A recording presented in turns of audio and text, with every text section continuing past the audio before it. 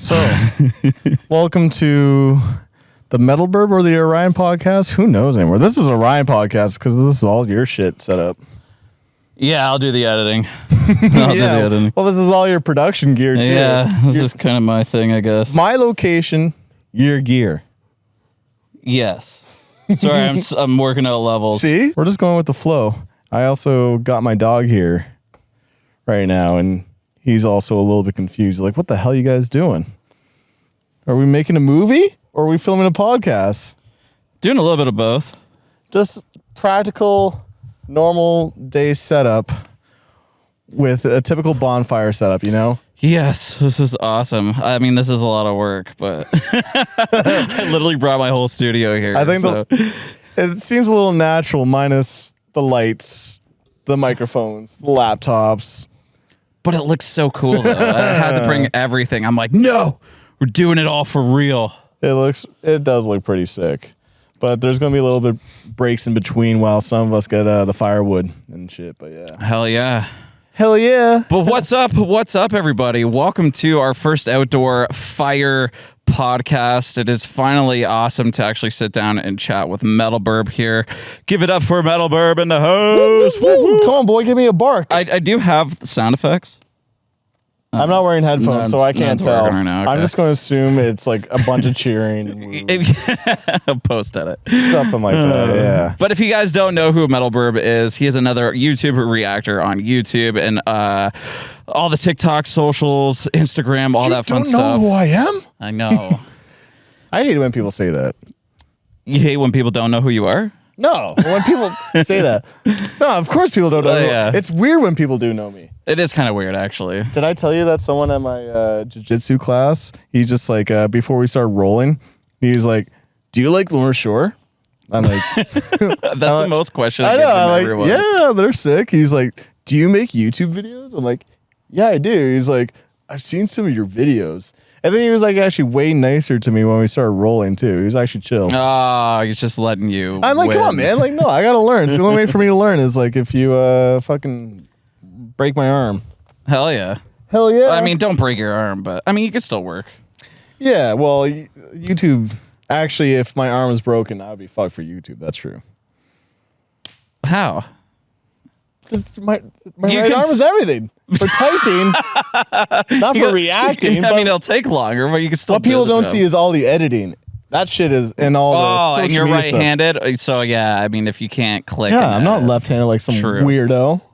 I'm Sorry not left-handed. for 40% of the listeners right now thinking, "Oh my god, am I a weirdo?" 40% of the listeners being left-handed. I'm pretty sure it's something like that. That's like the stat. I don't know. I'm making shit up on the Wow, spot. I almost believed you too. This is why I review music, because I can just say whatever the fuck. Nothing's factual.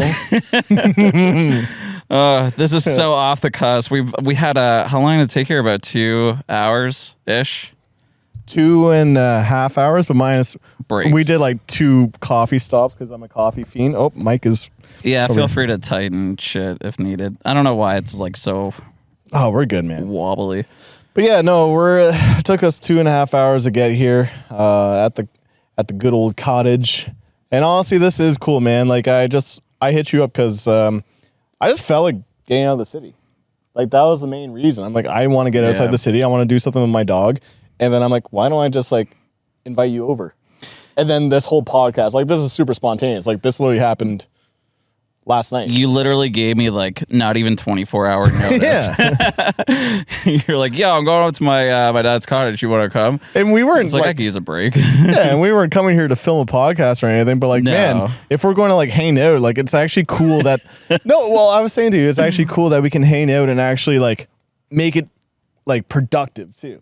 Where I don't have many relationships like that. If I hang out with other friends, like, you know, we're just hanging out, catching up. Yeah. But with you, we do the same, but like we can at least film it like we're right now and like, oh, here's content for the day. Yeah. Like, you know? I mean, this is really cool. I should plug in an ad to like for people to go buy my merch, and if we make a certain amount of sales or we get lots of sales, we're like, all right, now if you guys support the channel even more, we'll plan another big trip and we'll do another podcast like this if you guys like this.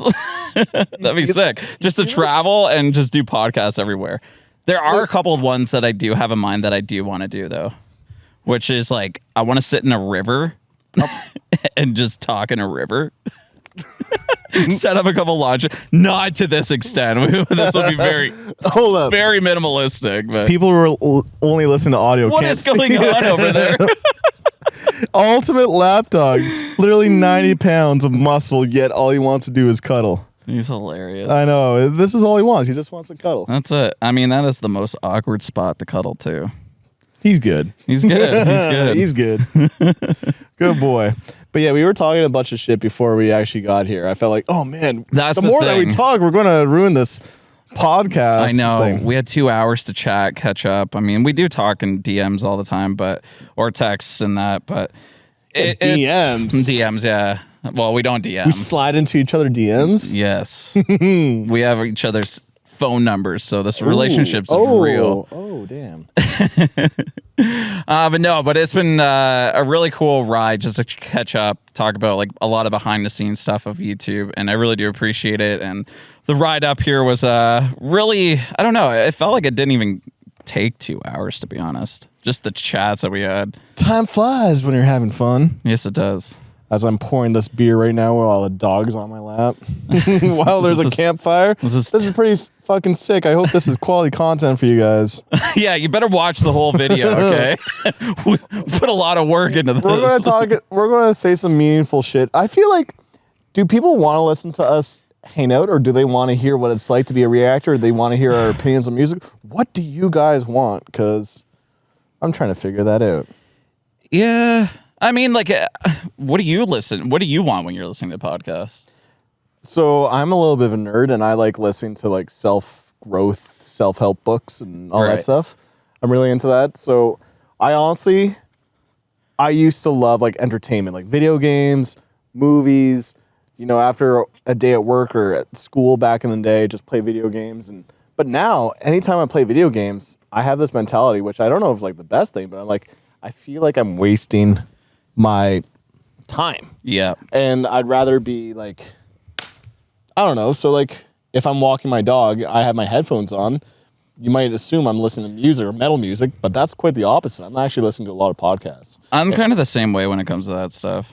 Especially on my bike rides. It's more podcasts that I'm listening to more or less. Or like YouTube help videos kind of thing. And it's not even like the analytics side. It's just like I like hearing what's going on in the industry, how people are adjusting to the shorts, which we can definitely dive into because I think the shorts right now and YouTube are just dominating. Obviously they're getting more views, but it took a while for our things to like kind of take off on shorts. Oh, dude, you've been crushing it. You've been absolutely crushing it. Well, you have too. Yeah, like your numbers have been good. I noticed I did my TikTok edits like kind of secretly for first like 8 months because like I had this style. I'm like, oh man, I like what I'm doing here in this like editing style. But I knew I needed to grow my numbers quickly. And like I think you borrowed some of my ideas, which I totally don't mind, but like you fucking took the ideas and ran with it. Like it's like the mixing the music video and then like a close up of your face, but then you would do like these shakes and then turn your image into like red and stuff. Like you fucking went like 100 with it. I'm like, damn. Like that's what I mean. It's cool. I made public how we're like all indirectly kind of helping each other, and this is exactly what I mean. All right, boy, you got to get off, man. Like you already spilt your beer on him. I would have spilled my beer if it wasn't for him anyway. But the point is though, you've taken the edits, refined it, and like did something crazy with it, and you're absolutely crushing it. And also, I don't know, you know exactly how to do like the most important like seconds are like the first 5 seconds, right? Yeah. And you know how to make it like attention grabbing right away. And you know what's the best part to showcase, and that's why you're like at like 500, 600K like followers on TikTok or something. TikTok, it's a lot, dude. It's insane. My TikTok is like it was doing really well, but now it's like fucking tanking. And honestly, I don't understand it either. I mean, like going back to the editing stuff, like at least for me, I really. As much as it's great, it holds people's attention and stuff, and that's basically why everyone has to do that kind of style of editing now. Not even like that style, like obviously have some of your cool little own quirks and stuff to it.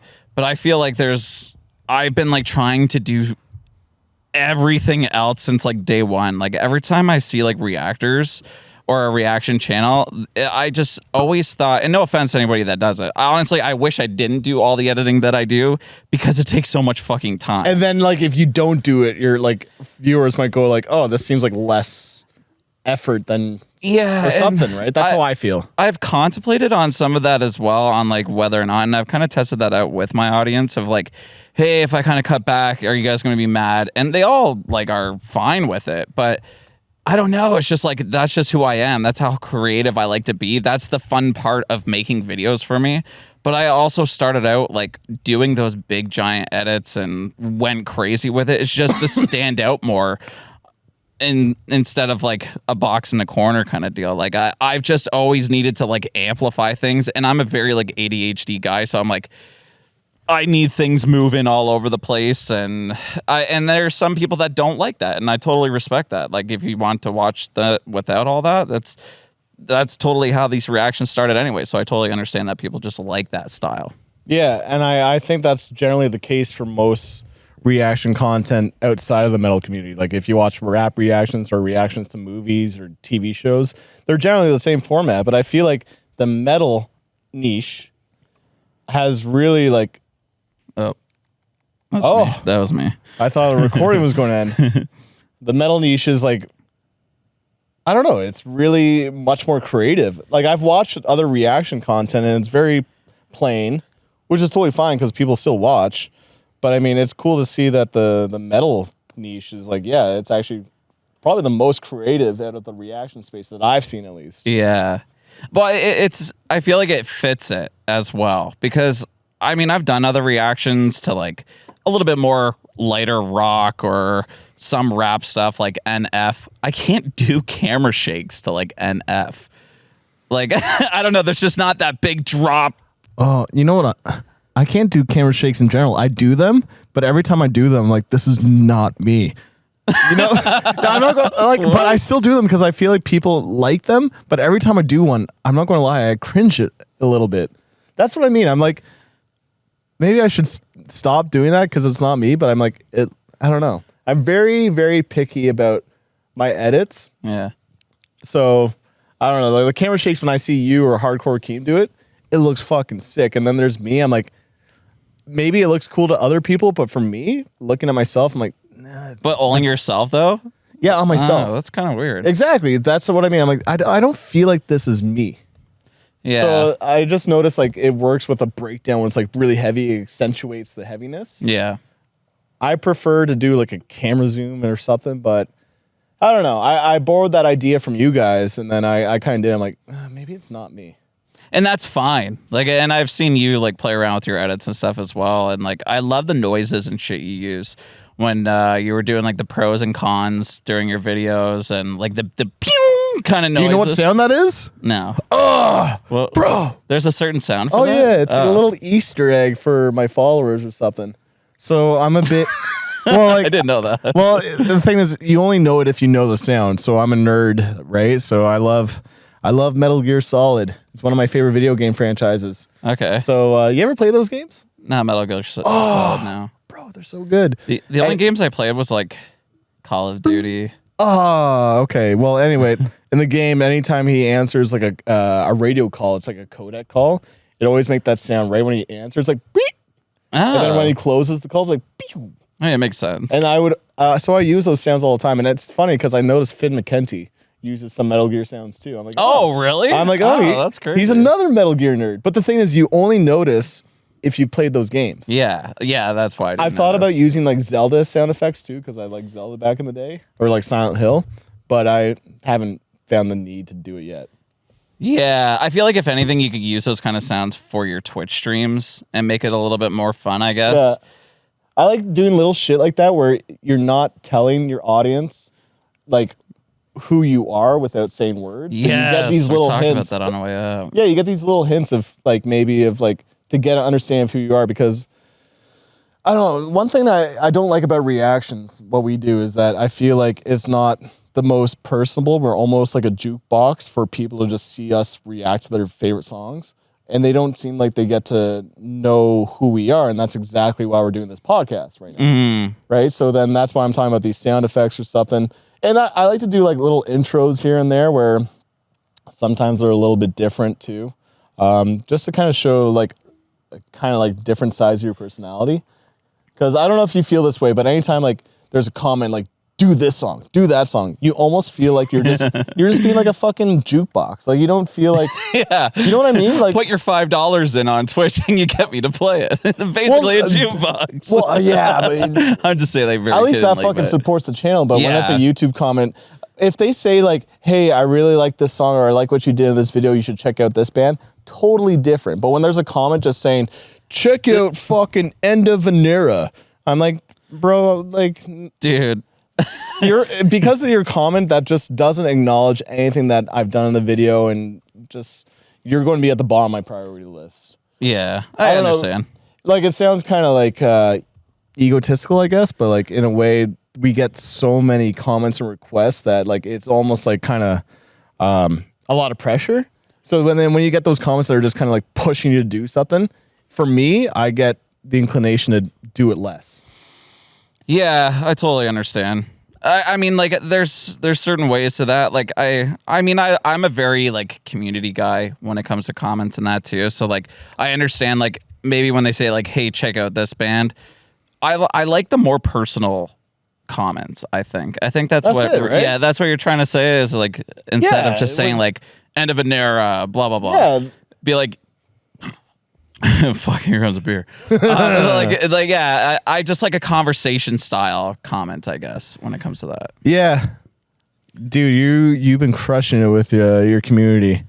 Like you reply to so many comments. I'm really bad at that. You already know that I'm a bad texter to begin with, right? So when it comes to even YouTube comments, like I see some of them and I want to reply to them, but I know if I do, it's going to be like a conversation and I won't be able to continue that conversation, right? And like, Yeah. I'm just, and it's like almost overwhelming. I never thought of it that way either because I never really go back on their response. But I feel like it's always a one-way question that people kind of say. Or like even to say like, hey, I really loved your reaction. Thanks for doing what you're doing. And I always say like, man, thank you. And I fucking do this all the time and I love doing it. But like that's my favorite like comments that I get out of that. It's just like, thank you for what you're doing. It showed me so many new bands and this and that. So like, I love that and just saying like, hey, thank you so much. But the thing is like, I've been doing that since like day one. So like I was staying up till like 3 a.m. doing like comments all the time and just trying to communicate and you know, build a community out of it, which was awesome. And that's exactly what's happened. But like, I feel like it was just such a slow start. I thought honestly, like, because I noticed a lot of the other YouTubers weren't really like commenting and stuff like that. So I thought if I was like commenting all the time and like having conversations, my channel would blow up so fast. And it didn't work that way. But you know what it was? Delayed gratification. Right. It took a long time, and then now It's you have a community paying of off. fucking big ass supporters who Yeah. like live and die by the bleh. They will die for the bleh, man. They'll take a bullet for it. They really will. I love it though. Like, man, the amount of comments and DMs that I get from people and coming into our streams. Check out this song. It's got a BLEGH in it. TikTok is just crazy. I have a little bit more of a bigger following on there, but like they were like, I get tagged in a lot of shit, and people have like now come into my streams and be like, "Did you check out what I sent you?" I'm like, I get so many messages, man. What did you say again? I'm sorry. I know. That's where I feel bad. I know. It's so tough to keep up with all of it. I love also how all of us have our own distinct, not of course style, but it's more to it than that. Like people come up to you showing you this song has a bleh, right? Orion's going to go nuts for it. Yeah. With me, I think maybe they want to show me something more progressive or something like that. Yeah, I guess you're kind of more known as the prog guy. In which I was telling you this earlier, which I don't necessarily agree with because like my favorite band is like post-hardcore. Like I like love emo stuff. I just love music that's not very traditional. If I hear a song that just follows a lot of the same patterns, I might critique it. And I think that's the majority of metalcore music. So that's why I critique metalcore so much. But people want me to review metalcore bands, so that's why I do it. Yeah. But then I made a video for one song. I was telling you this earlier, but I like to talk about it, where it was a song that I heard on stream that's post-rock. It's post-metal. You ever listen to bands like Explosions in the Sky or Sigur Rós or anything? No. Okay, so I love like soft ambient stuff too. And I think people on my Twitch streams know that I'm more than just a metalcore prog person. So they showed me this band. I think you're also the Thal guy too. Maybe, I don't know. I don't really understand what the terminology of Thal is. Like, I know like Humanity's Last Breath, I guess, is considered Thal. Is gent, but it's low string guitars with a lot of bends and ambient. So the bends are but like really thick, low strains. And that also has like these creepy ambience. That's the best way to describe Thal. Also, Okay, Buster's Mix has helps. that bass punch to it. But anyway, this band, right? They're post-rock, post-metal. But the one of my followers showed me the song, and it starts off first 4 minutes instrumental, and the last 2 minutes are like super emotional, and it like it fucking can make you cry. Like it's very emotional. And like, damn, this is one of the best songs I ever heard. And so I showcased it, and then a lot of my followers really liked it. So I guess what I'm trying to, the point of all this is like, I think my style, like you're the BLEGH guy, I'm trying to figure out exactly what I am. Maybe the artsy fartsy guy. I have no idea. We're talking about this earlier. Yeah, is that who I am? Like, I don't know. What would you? I don't get how you could be an artsy fartsy guy in like the reaction world. I don't know. Unless it's editing. That's what I think about. Maybe But I'm like the critical guy. It's funny, like you're trying to learn about yourself, right? I don't know. I guess I am kind of like the prog guy because I feature a lot of prog, but that, like, don't get me wrong. I think prog has so many issues with it, and like Dream Theater, one of the biggest prog bands, they're okay. I know, hot take. John Petrucci, I think, is one of the best guitarists ever, but their music. Well, maybe I'm the hot take guy because I want to say it right now. Hot take guy. Dream Theater's music can be quite cheesy and corny to me. And I find a lot of prog music can be. So that's why I'm like, am I really the prog guy? Because I really don't feel like, other than like some Between the Buried Me, which has like a lot of metalcore and hardcore music to it, and that's what I love. And Protest to Hero, we're both fans of Protest. They have like a lot of hardcore. yeah, they're styling, not right? prog. Well, they're prog metalcore if you want to be really like, I don't know. They're not cookie cutter. That's why I like them. Yeah, That's why I like them. It's not that they're prog. It's just that they're not traditional. I love things that are fresh. I think that's what like really drove me into those guys. Like just the craziness, because I was just an amazing album to listen to, and it was something that no one has done before. Yep. So, and still to this day, I mean, there are spitting images of them out there. What is it called? I think it's called like, is it I the Oracle? Oh, I Have know. you heard that? Something, yeah. He sounds just like Rhodey, and the riffage is like on point. And I've said it. I think I said it in one of my streams where I'm like, this sounds so much like Protest, and someone like chirped me saying like everything sounds like Protest to you. I'm like, well, it fucking does. What man. is that band that you say everything sounds like? Is it Protest or? I think so. I think Protest is my go-to. I use it sometimes, but a lot of the times I say things sound like Under Oath. Like, really? Yeah, Under Oath I think is like my main thing. Well, that Johnny Booth record, the new one, has a lot of Under Oath vibes. Totally. So good. I think that one's a good top 3 for me. Dude, I love Maybe a little hot. It might be 2 for me this year. I have to go through all the albums again. I'm so glad. Like, the thing is, like, I mentioned this earlier today too, but like I've been pushing that band for so long. You have. Oh, but like I feel like this album's finally picking up some traction. A lot of the reactors are making videos for them, and like fucking finally, I feel like this band's finally getting noticed because I'm like, I made my recent video for Johnny Booth was the title like, the fact that people are still sleeping on this band blows my mind. Like, what can I get you to click on this fucking video? Because this band is sick. I hate to use this title, but fucking hell, man, this band is too good. If you watch this, you will die. Or if you don't watch this, you will die. Yeah, I know. I gotta start using titles like that. If you don't click on this, you're adopted or something. I think people will find it funny too, but yeah. It is. It's fun to play with your titles, I think, though. We were talking about some stuff. I was talking about how when I went to Mexico for 2 weeks, right? And The only social media I used was making the odd Instagram story. But other than that, I wasn't even texting back people. I would like call my mom or dad. Besides that, I didn't. Tell me you're alive. Yeah, I'm alive, but I didn't use my phone. I barely did. I talked to my Discord like once during the week. But the point is, when I came back, and then I saw everyone just fighting for the consumer's attention with these thumbnails and these titles. So true. Oh, and just going like, "Hey, have you heard this? Have you seen this?" And but Guilty.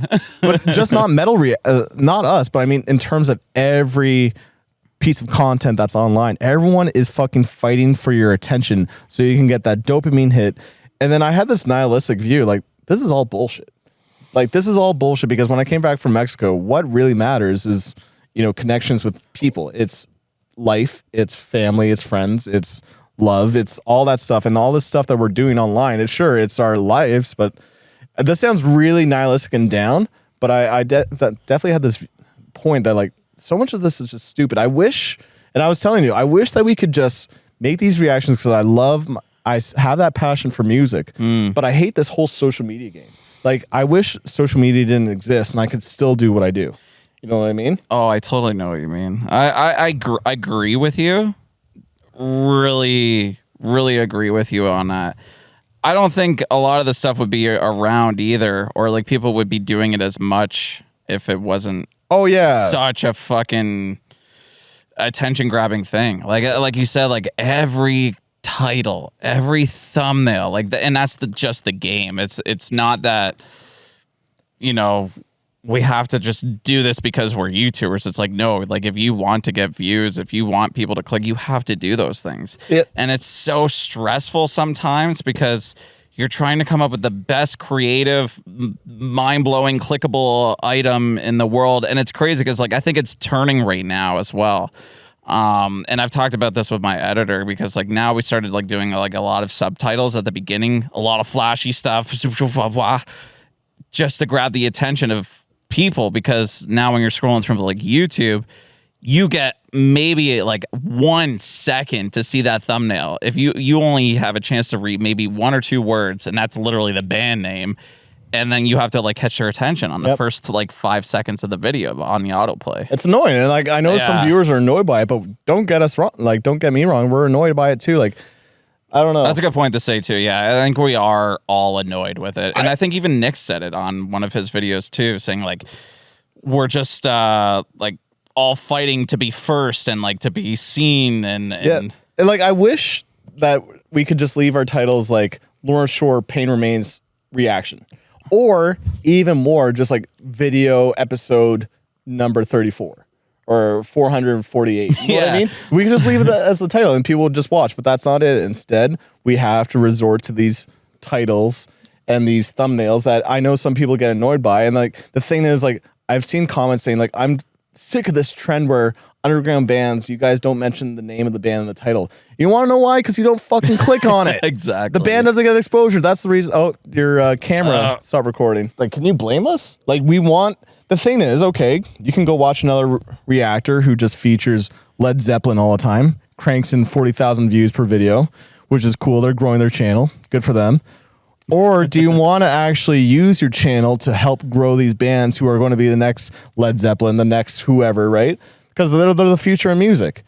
And so we have that power, I guess, with our channel that we've worked at years, right? Yeah. So if we just use a title like Teeth, Boat Cruise, sorry, lack of... there's a boat over there, so I'm like... but like, reaction, no one's going to click on that. It's like, I don't know who Teeth is. That song title sounds lame. I'm not going to click on that. But if we go like... This is like one of the heaviest breakdowns I've heard all year. People are like, oh, okay. Like, that's what we have to do. And so, but it's not like it's like clickbait. Like we were kind of discussing this on the way up. Not too. Clickbait. Nope. Yeah. What did you call it? So clickable? People are just like, I'll mention Hardcore Keem has mentioned it. Like, oh, I don't want to resort to clickbait titles. I'm like, this is where I disagree. This is not clickbait. if you stand by the title of your video. So to me, it's clickable. Yeah. Clickbait would be like a thumbnail with fucking Megan Fox on it, right? And then you click on it, And it's not she's even there. MGK. But Megan Fox is not even in the video, right? Right. And that's what true clickbait is. It's when it's actually not in the source. So to me, my titles are like, this is one of the best deathcore song or Disembodied Timer we were talking about earlier. I'm like, this is deathcore song of the year contender. And sure, it might seem clickbait, but if you actually watch my reaction review, I say like this song fucking blew my mind because like I still stand by that statement. I think it's one of the best songs of the year and deathcore song of the year contender. Yeah, it is a really good song, and I did see sick. your title too, and I think even when I did the reaction on Twitch, I'm like, that's what I love about Twitch, and like I kind of scroll to see who else kind of like reacts to stuff too.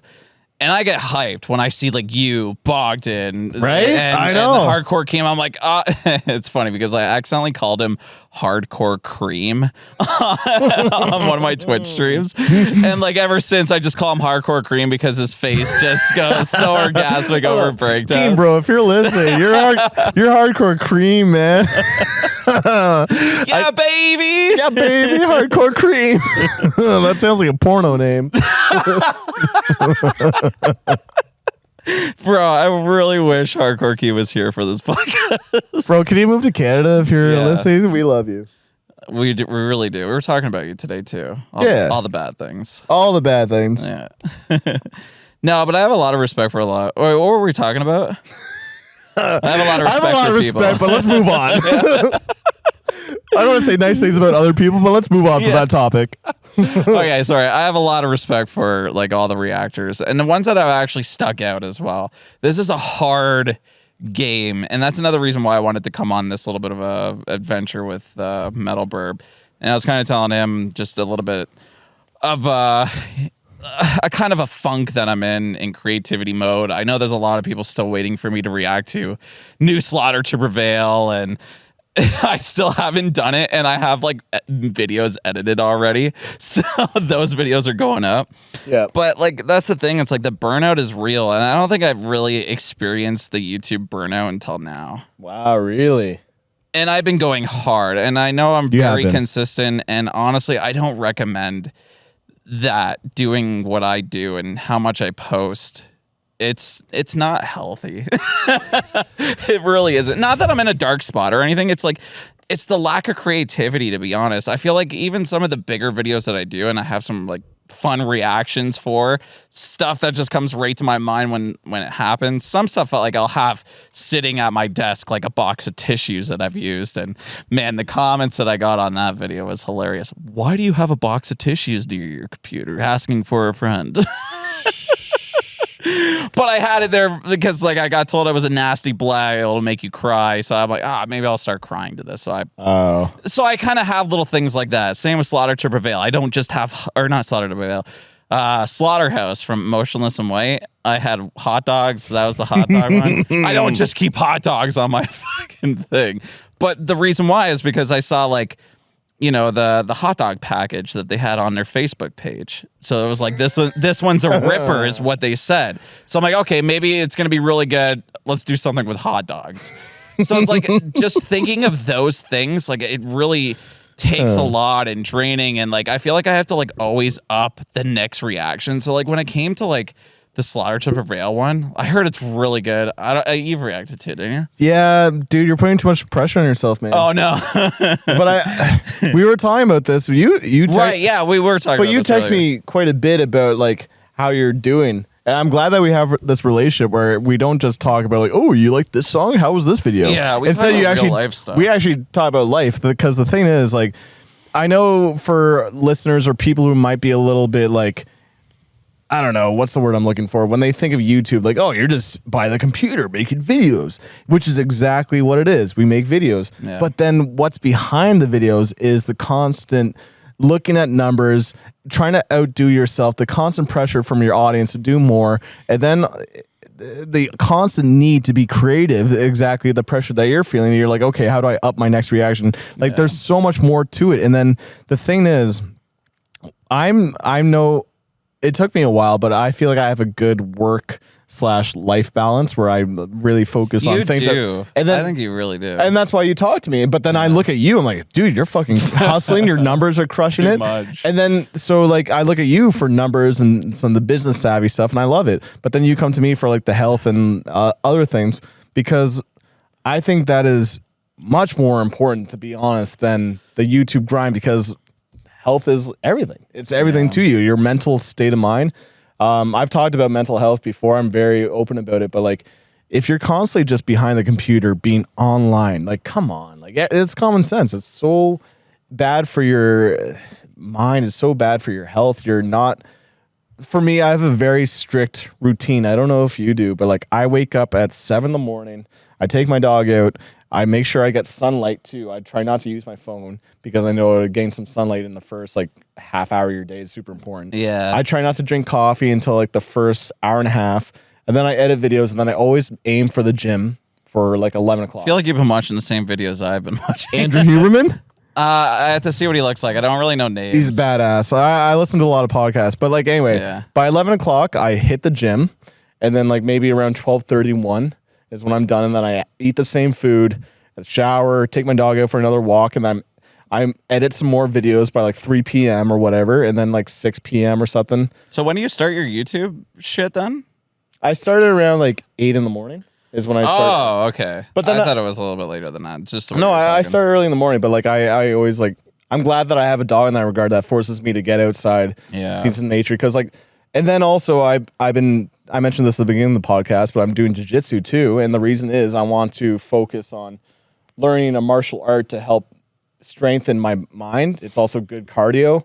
I'm also with YouTube, you're always by the computer by yourself. Yeah. Right. And then, so I actually go to jiu-jitsu and I'm like wrestling with other guys, and like, it's actually so fucking fun. And and you actually have like, you're getting out there, like, opposed to me, that's grind. I'm in my fucking house. Not talking to anybody. My social life is like garbage at that sense, unless I'm texting you guys, or like being in my Discord. But you need like that. You need real life stuff. Texting's not it. No. I barely text. You know that. I'm really bad at texting. You send me fucking huge ass paragraphs, and I'm just like LMAO. That's all I say. Or you respond to me like 3 days later. Yeah. Bro, sorry I didn't respond.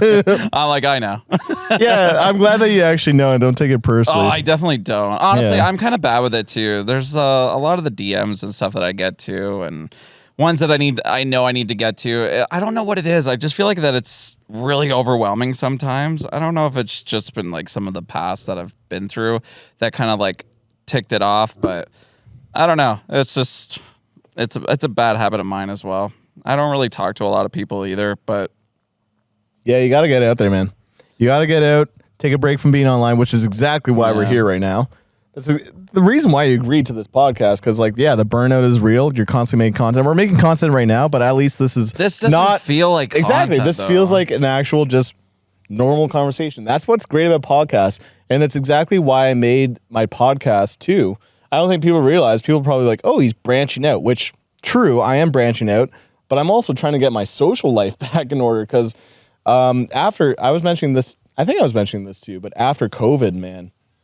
Or after the pandemic, like, I was super isolated. Like, I was grinding, right, working from home.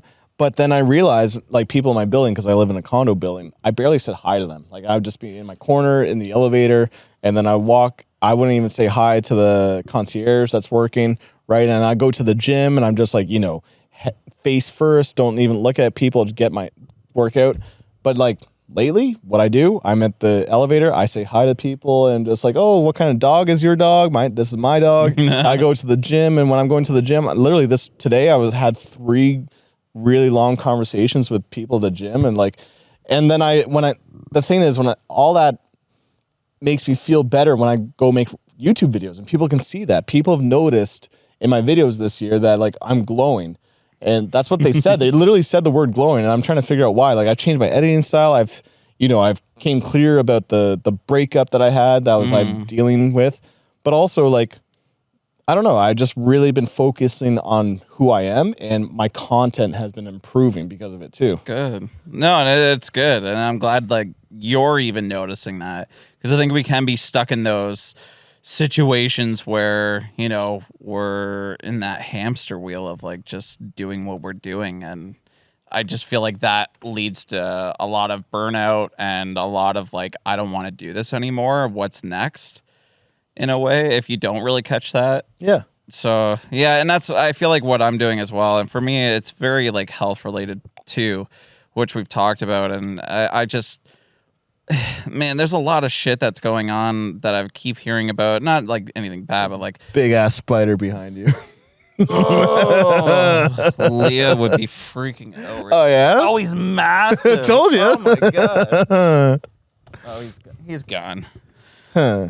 Tried to get him first. Someone said I sound like Seth Rogen when I laugh, and now I'm like self-conscious about my laugh. Oh shit. I gotta stop. I didn't notice that. I don't think it really sounds okay. like it, but I feel like I sound like more like Goofy or something. I love that's a little doing too much. sound effects. If there's anything that you would do like outside of like reactions, YouTube content creation. I think you've probably talked about this on like Chandler's podcast, and I don't remember what you said, but what would you go into? I'm stealing your content, Chandler. No, I'm kidding. I remember you talking about this, but I don't remember you talking about it.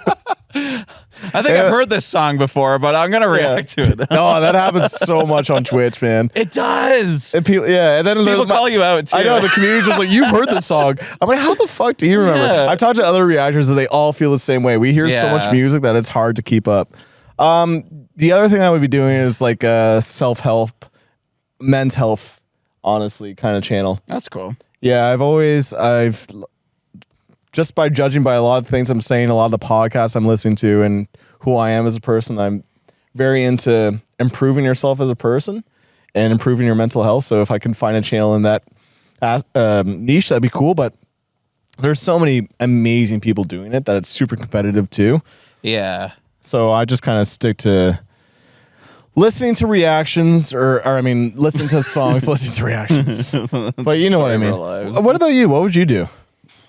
Honestly, I think I kind of said this as we were going up, but I think I would like, I don't know. I like the vlog aspect of things. I would love to travel more and like just record my experience. And I love the camera angle. Arts, camera wise, is a lot and very important to me, I guess. I love how things are filmed. I love like B-roll footage. I just love capturing things in video form. There's that, but I would also love to get into voice animation. Like I love doing voiceovers and like not voiceovers, but like different voices, like Mickey Mouse and like Arnold Schwarzenegger. Give me some of your best. Like Mickey Mouse is like, ha ha, gee golly, oh boy. Give me another one. Another one could be like, oh, you got to listen to me. Get to chopper. It's Metalbirb over here on this podcast. That was terrible, but I can usually do it better. There's I used to do a good Arnold. When you're on the spot, it's a little awkward. Yeah, it is a little Get bit. to chopper. No. What's another? I feel like everybody can do that one though. What the fuck was that? I said me. Mario. You just started off with, Well, you know when he falls off a cliff? oh. Yeah, okay, I get it now. But it was just funny because I didn't know where you're going with it. I'm like, yeah, that's my Arnold. Like, what are you doing? That's your Arnold. That's all I got, man. Yahoo! It's me, Mario. I totally forgot about the gag. Yeah, it's the N64 one Yeah, though. that's They're what like, I just totally realized where we were at right now. The neighbors can probably hear this entire conversation because it's pretty quiet out here. Hi, neighbors. What's up, neighbors? What else should we talk about? Ready to get fucked tonight? No. We're just having some casual beers. Casuals. While we're high on shrooms. Can you imagine? No. I'm actually terrified. I think I've been public about this before as well, but I've actually like microdosed a lot. And I know I've talked to you about it before. Yeah. But I'm terrified of like just getting ripped off of mushrooms. I like it for the health aspect, the anxiety issues that I had. What do you mean ripped off? Like I don't want to be like ripped on, Oh, like high just as like fuck, super fucked basically. on it. Yeah. I'm too scared, and I'm a very like spiritual person as well. I know a lot of people, maybe my Discord more or less knows, and that's why I like going on my bike rides and stuff. Dude, that's sick. I didn't know that. What? That you're that like spiritual. Yeah. Like, I am too a little bit. Yeah. Oh, I didn't even know that. Yeah. I just thought you were Mr. Karate guy.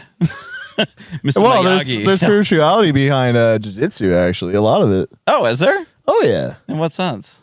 I don't know. Look it up. I don't know, man. I just feel very spiritual when I do it. It was like, I don't know. Isn't that Something Tai to Chi when like... Something, right? They're all about, yeah. I mean, it's spiritual all energy. mindfulness, energy, yeah. It's actually true. I did have a podcast that has never been released because I don't know why I didn't finish it or anything, but I did a podcast with... Finish the conversation? You just No, I finished the whole conversation. No. It was a very long podcast that I did with Tyler from Saving Vice. Do you know that band? Yeah, I've heard of them. I probably checked out their music, to be honest, on Twitch. Oh man, it's so good. I actually really enjoy them. But he does nunchucks, and we were getting into like the physical and energy and stuff with it just by doing nunchucks. So I can totally see that with jiu-jitsu or any kind of physical form stuff. Well, why are you so spiritual? Like, honestly, I think it really stemmed from like selling my house and moving into the city and a lot of big changes and just getting uncomfortable. It gave me a lot of anxiety, but like for the good. And I knew it was like obviously the right move for myself, but like I really wanted to like really tap into like my mind. Like at that time I went through a bunch of, I went through a divorce and shit. So like I really wanted to understand my mind in that sense and understand who I was. But like I started meditating a lot. And I got a lot of good stuff out of it. And I listened to a lot of like self-help stuff and spiritual stuff as well that I thought it was very fascinating on how some of these people are like can go. I'm listening. I just got to put more fire on the fire. Yeah, no worries. I just think it's very fascinating what you can actually see and accomplish just knowing your knowing your subconscious mind, I guess. I don't know if that really makes any sense. Yeah, like I don't know, like I love like your subconscious mind, sorry. I love the spiritual side of that. Like I think there are like higher ups and like energy. I guess some people like I'm not a spiritual person at all, or not spiritual, a religious person. No, I'm not religious at all, but I do like the thought of like having a higher power of some sort. I just don't think there's like a guy in the sky type deal, as people call it. Can I show you something? Are you a religious guy? Yeah, so it's a little complicated, but okay. When you hear of like someone who's Mexican or who's from Mexico, typically they're all Catholic. Okay. It's very strong, strong there. So yeah, my mom is Catholic, and so we used to go to church all the time when I was a kid, but holy shit was it boring. Like, you're a kid, right? Yeah. I never had my communion or anything, but so after I was like 8 or 9 years old, I stopped going to church. But it never really went away because my mom kind of taught me the power in praying and the power of believing in something that's bigger than who you are. Mm-hmm. And that always stuck with me. And even when I was like a teenager or even like during my college days, if I'm like feeling like a little bit of fear, I would pray. And I would bless myself, and it gives me that comfort. So I always had that stuck with me. But then past 2 years, I would say, my brother has really found Catholicism, or probably like 3 years ago. And he's been going to church. And you know what? I see my family like at least once a week. It's good for me to see them. And so I've been going to church again. And I won't say that like I'm a perfectly... what is the word I'm looking for? We're like practicing Catholic. Okay. More that because I still never had my communion or anything, but I still go into it. I listen to a lot of the sermons, and a lot of the sermons are actually really good. But yeah, nothing like preachy at all. But like, what I like about it is that it kind of makes you realize that there's more out there. Yeah. And I feel like a lot of egos. it humbles you. It humbles you as a person, and there could be a higher power, whether it's on a person in the sky or something else, who knows. But there's way more to life than just what we're seeing with our eyes. Like, Yeah. right? So I don't know. And another thing that I like, it just teaches you some good morals and values. And the best example I like to use is when you're leaving the parking lot from church after church. Everyone's like, you go ahead. No, you go ahead, right? Like everyone's trying to be so nice and nobody no one fucking moves. No, that's not it. But then there's me, that asshole, like, get the fuck out of the way. But then you just like pull up to the Walmart right beside it and everyone's just like, fuck you, that's my fucking spot. Yeah, no, dude, that's so true. That's what I mean. And like it really makes you feel at peace a little bit, right? And that I'm not saying it's for everyone. It like, trust me, I'm not like a perfect by any means. I still never had my community, like I said, but like, so that's what I mean. Like, yeah, I'm spiritual too. I didn't think that this conversation would go this way. Oh, dude, I love having good talks. This is what people want. I know. That, like, it goes. Or is it? Do you just want us to hear metal takes? Comment down below. Spice up my life. Deftones is overrated. Oh, bro, I love Deftones. I'm just trying to ruffle some feathers. I don't listen to Deftones. What? They're sick, man. Like, okay, so I never liked the big bands growing up. Like, I was always that hipster kid. Like, if someone liked Slipknot, I'm like, oh, Slipknot is mainstream. I don't like them. You thought they were mainstream? Oh, Slipknot was mainstream for metal, 100%. I didn't even. Oh, I guess they were. They were like the big ones for sure. Oh, that Korn. Totally.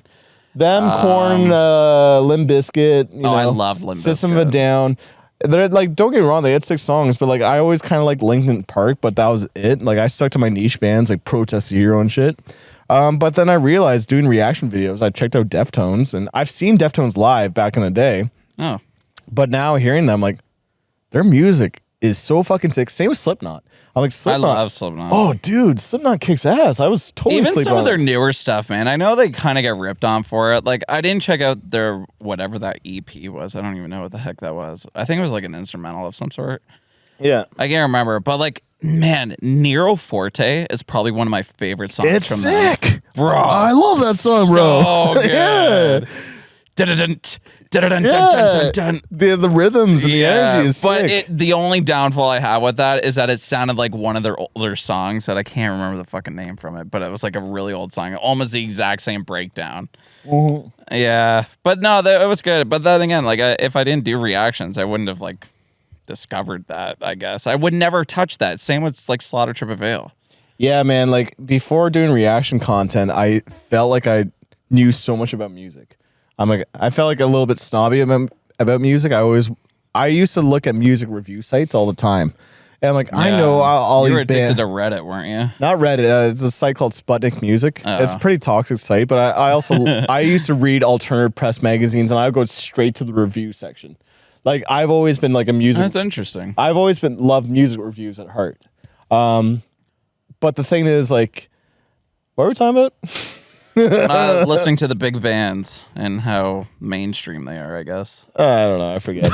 Mainstream bands are sick. I looked at the fire, then I got distracted. My ADD brain, man. I'm gonna listen back to this podcast. I'm like, oh, I was onto something. Yeah, I was loving the spiritual stuff. I was gonna kind of say as well, like going back into my spiritual stuff, like again, the higher power thing, I think is definitely really cool in that sense. And I think that's why I kind of dove down into it and like really learn about what our minds can do. And there's so much cool things out there that I never really realized. So even in a religious aspect, I totally respect that. I have no like disrespect to anybody that wants to go down that route. But like, I just think it's really cool to believe in something bigger and more powerful than us in some way, shape, or form. I've always wanted to try like DMT. This is a Joe Rogan podcast. This is now a Joe Rogan podcast. Yeah, I know. I'm not gonna lie. I'm afraid of taking some of these drugs to like open my mind a little too much. That's what I'm afraid of too. Yeah, because I think some like schizophrenia can run in my family a little bit. So I'm like, yeah. So I'm like, I don't want to tap into that and break something. But sorry, we don't have to talk about that anymore. It was just funny how we went like Joe Rogan on hold up. these are the conversations I like. This is what I aim for on my own podcast. Is like I want to get to know the people behind the music, right, or the reactors behind the react. So let's just go right into it because I love deep conversation. But what do you think, if we're talking about spirituality, what do you think happens after you die? Oh, that's a good question. Honestly, I really, I don't know. I really don't know. I think I don't know. You tell me first, and maybe I can elaborate on it. Do you think we just? Oh, I have the answer. Yeah, it's only you have one, the answer. it's only you one heard answer. it here first, guys. Here comes a neighbor. Will you guys shut up? Is someone coming down? No. It's just the neighbor pulling up.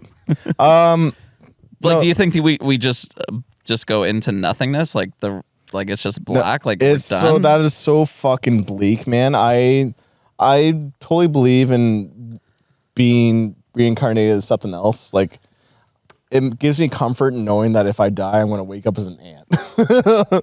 You know what I mean? I feel like life is just constantly circulating, but then there's also alternate universes, and that time is also not exactly as it seems. I think there's also parallel universes going on too at the same time. I think, and then if we're talking about deja vus, people, I feel like it's like universes, cheesy, kind of intertwining. It sounds cheesy, but the glitch in the matrix kind of thing. There's something that you're kind of seeing that you shouldn't be seeing. I didn't know you were like this much into this kind of stuff. Yeah, we're gonna be texting way more now. Oh no, that thing's gotta be resold. Going to be texting way more, and I'll be replying a week later. But and then I was just gonna say you'll be texting me as an ant in your next life.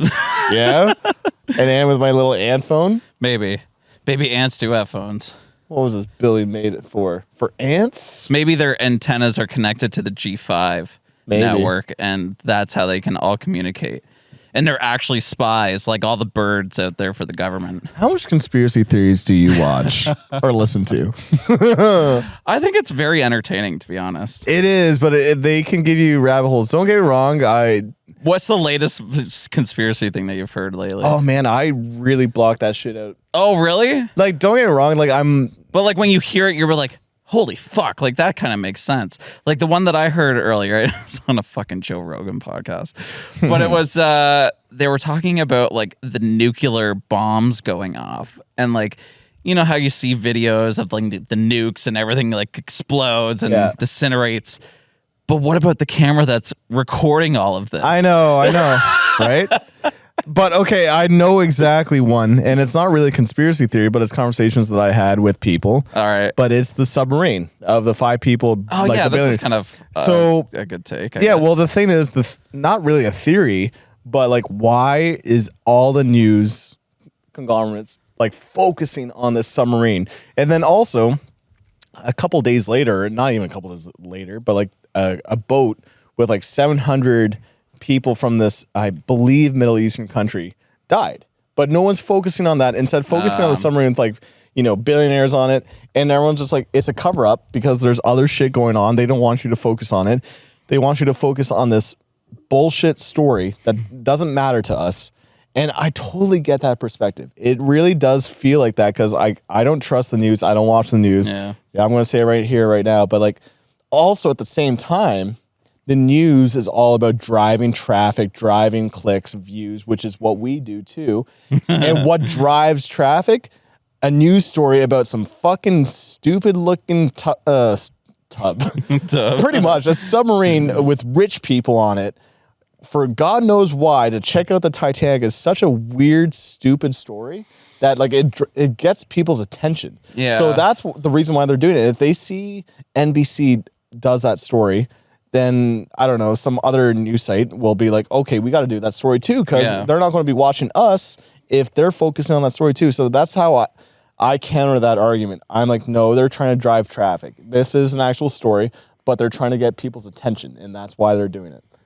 So that's something that's not really conspiracy theory, but like people have had like the secret agenda to it. I'm like, I don't think there's a secret agenda. I literally just think it's a distraction to some point as well. I'm kind of like that as well. When something big and so like look at all this alien shit that's coming out right now.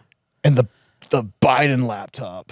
We're going to get That's like that was a few months ago. but that was like during the well, it's been ongoing. For It's so been long. ongoing, yeah. But I mean, like people were saying like when that shit was happening, it's like it's distracting what's going on, but from Hunter Biden's fucking laptop.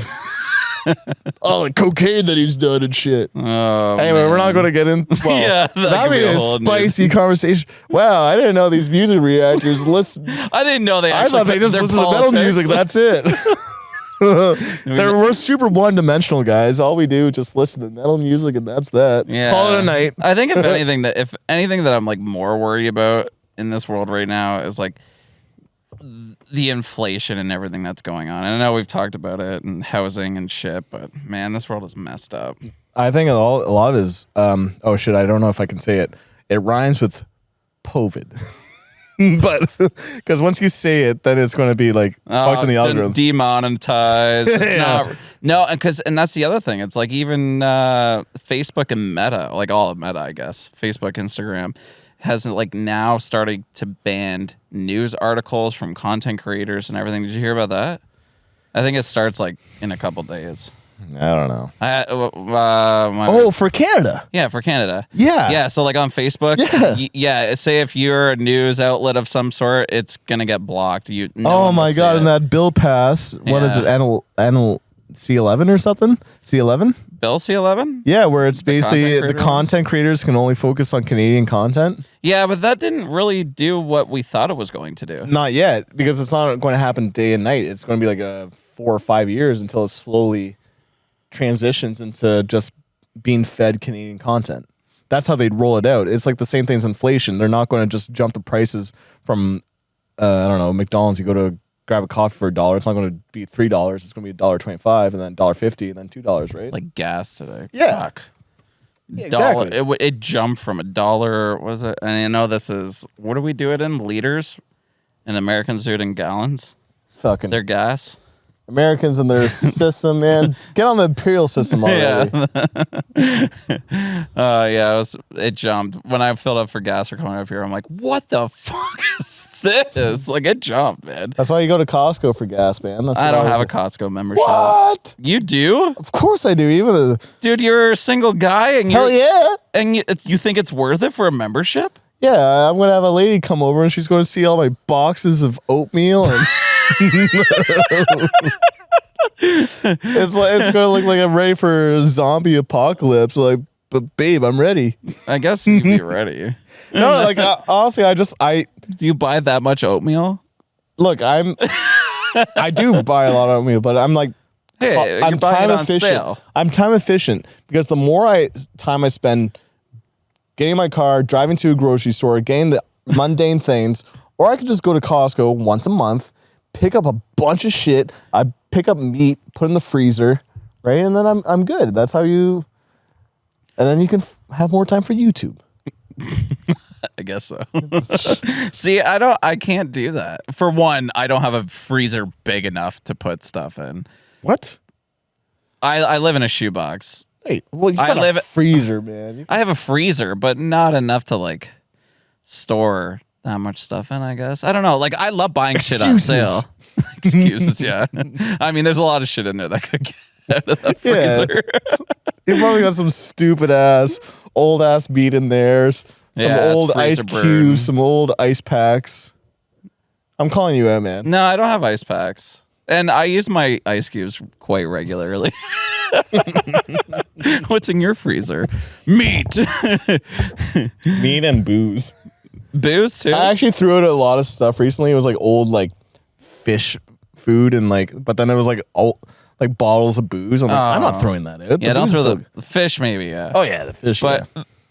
I'm so kind of new to fish. I just started eating fish. You're so new to fish. I am. I actually How am. are you new to fish? I am so new to fish, like in the last like maybe 2 or 3 years.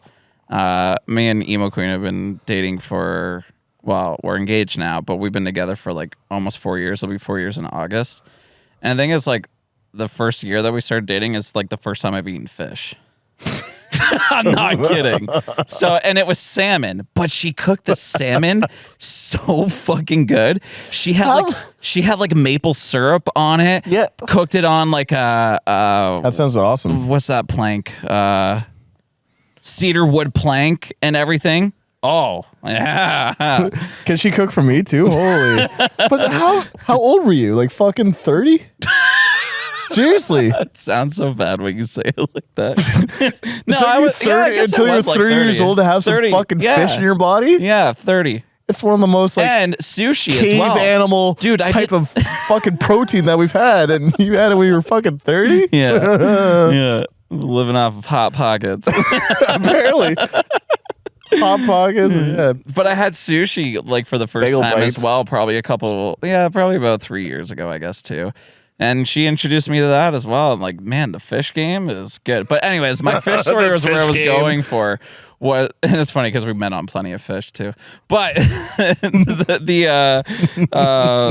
what was it? I went to the store to go buy some fish, and I thought it was salmon, and it wasn't salmon. I just thought salmon was the only pink kind of fish. So you are new to the fish game. Yeah, I'm new to the fish game, but that's what I have in my freezer right now. So this is where it all ties together, is that I just have a lot of stupid fish in there from when I went to try to go grocery shopping. Everything but salmon. I saw it on sale. I'm like, holy shit, salmon for fucking $3 and it's massive? Sure. Yeah, it wasn't salmon. I think it was it tap? Starts with a T, I think. Trout? Maybe? Is trout pink? I don't know. I think it is trout. We are down to one camera now. Sorry, chat. Oh, fuck. Oh, bug in my eye. That's a good way to start back this podcast. Let's talk about meats. Meats? That you've never had, but you want to try. I really don't have anything. All right. Really?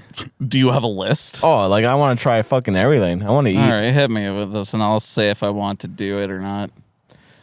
I don't know if I've had deer. I think I might have had deer. Oh, I've had deer. It's good. I've had moose. Have you had alligator?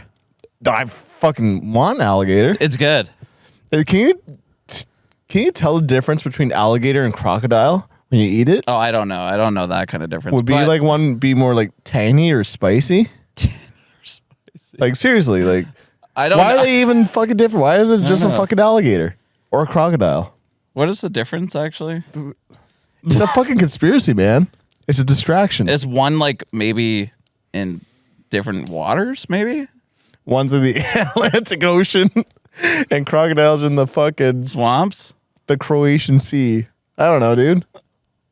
I don't think they're saltwater animals, though. I thought they were just. This is why I react to music, man. This is why I watch music videos for a living. Maybe we should start reacting to other shit like this. Be like, because I'd be mind blown. I'd be like, holy fuck, that's what actually happens. Dude, this is a fucking gold mine, right? Just react to random shit. React to just facts about life, because we are now fact reactors. Just that would blow my mind. It'd just be like the most mundane shit. How are tacos al pastor made? What? Oh my god! With heat? With heat? That's how you cook? But yeah, man. We have a hard life, man. As we're pouring a beer by the fire. This is good. You did a really good job setting up, man. This is wow. It looks like a movie production. Let's wait for the final production. Oh yeah, true. We don't know what the. I mean, audio seems to be good. I can see our levels. I mean, some is higher than others, but. Is it because I'm screaming into the mic? No, I think you're okay. The mic. I mean, that doesn't have a muff. You can tighten it. There's a tightening thing. Which one though? Yeah, that one. No. Yeah, that way it doesn't. There. Yeah, that I don't know. That thing's just weird. That's fine. I probably bopped it too many times, and now it's just swivels weird. Dude, I used to have this thing set up in my bedroom because I wasn't using it as a second mic. This is kind of embarrassing, but not really. But I have what is it? Like a phone holder that goes into your car. Yeah. But it's for the cup holder. So I put it in here and I expanded it, and it's got a magnet on it. So I have a Switch that I just recently got that I never play, that I knew that was going to happen. Nintendo. My Nintendo Switch, yeah. But I put a magnet on the back that holds your phone for that. So I put that on the back of it. So I had this set up in my bedroom and it would sit like this as I'm laying down on my bed, and I'd be like, just playing Nintendo Switch.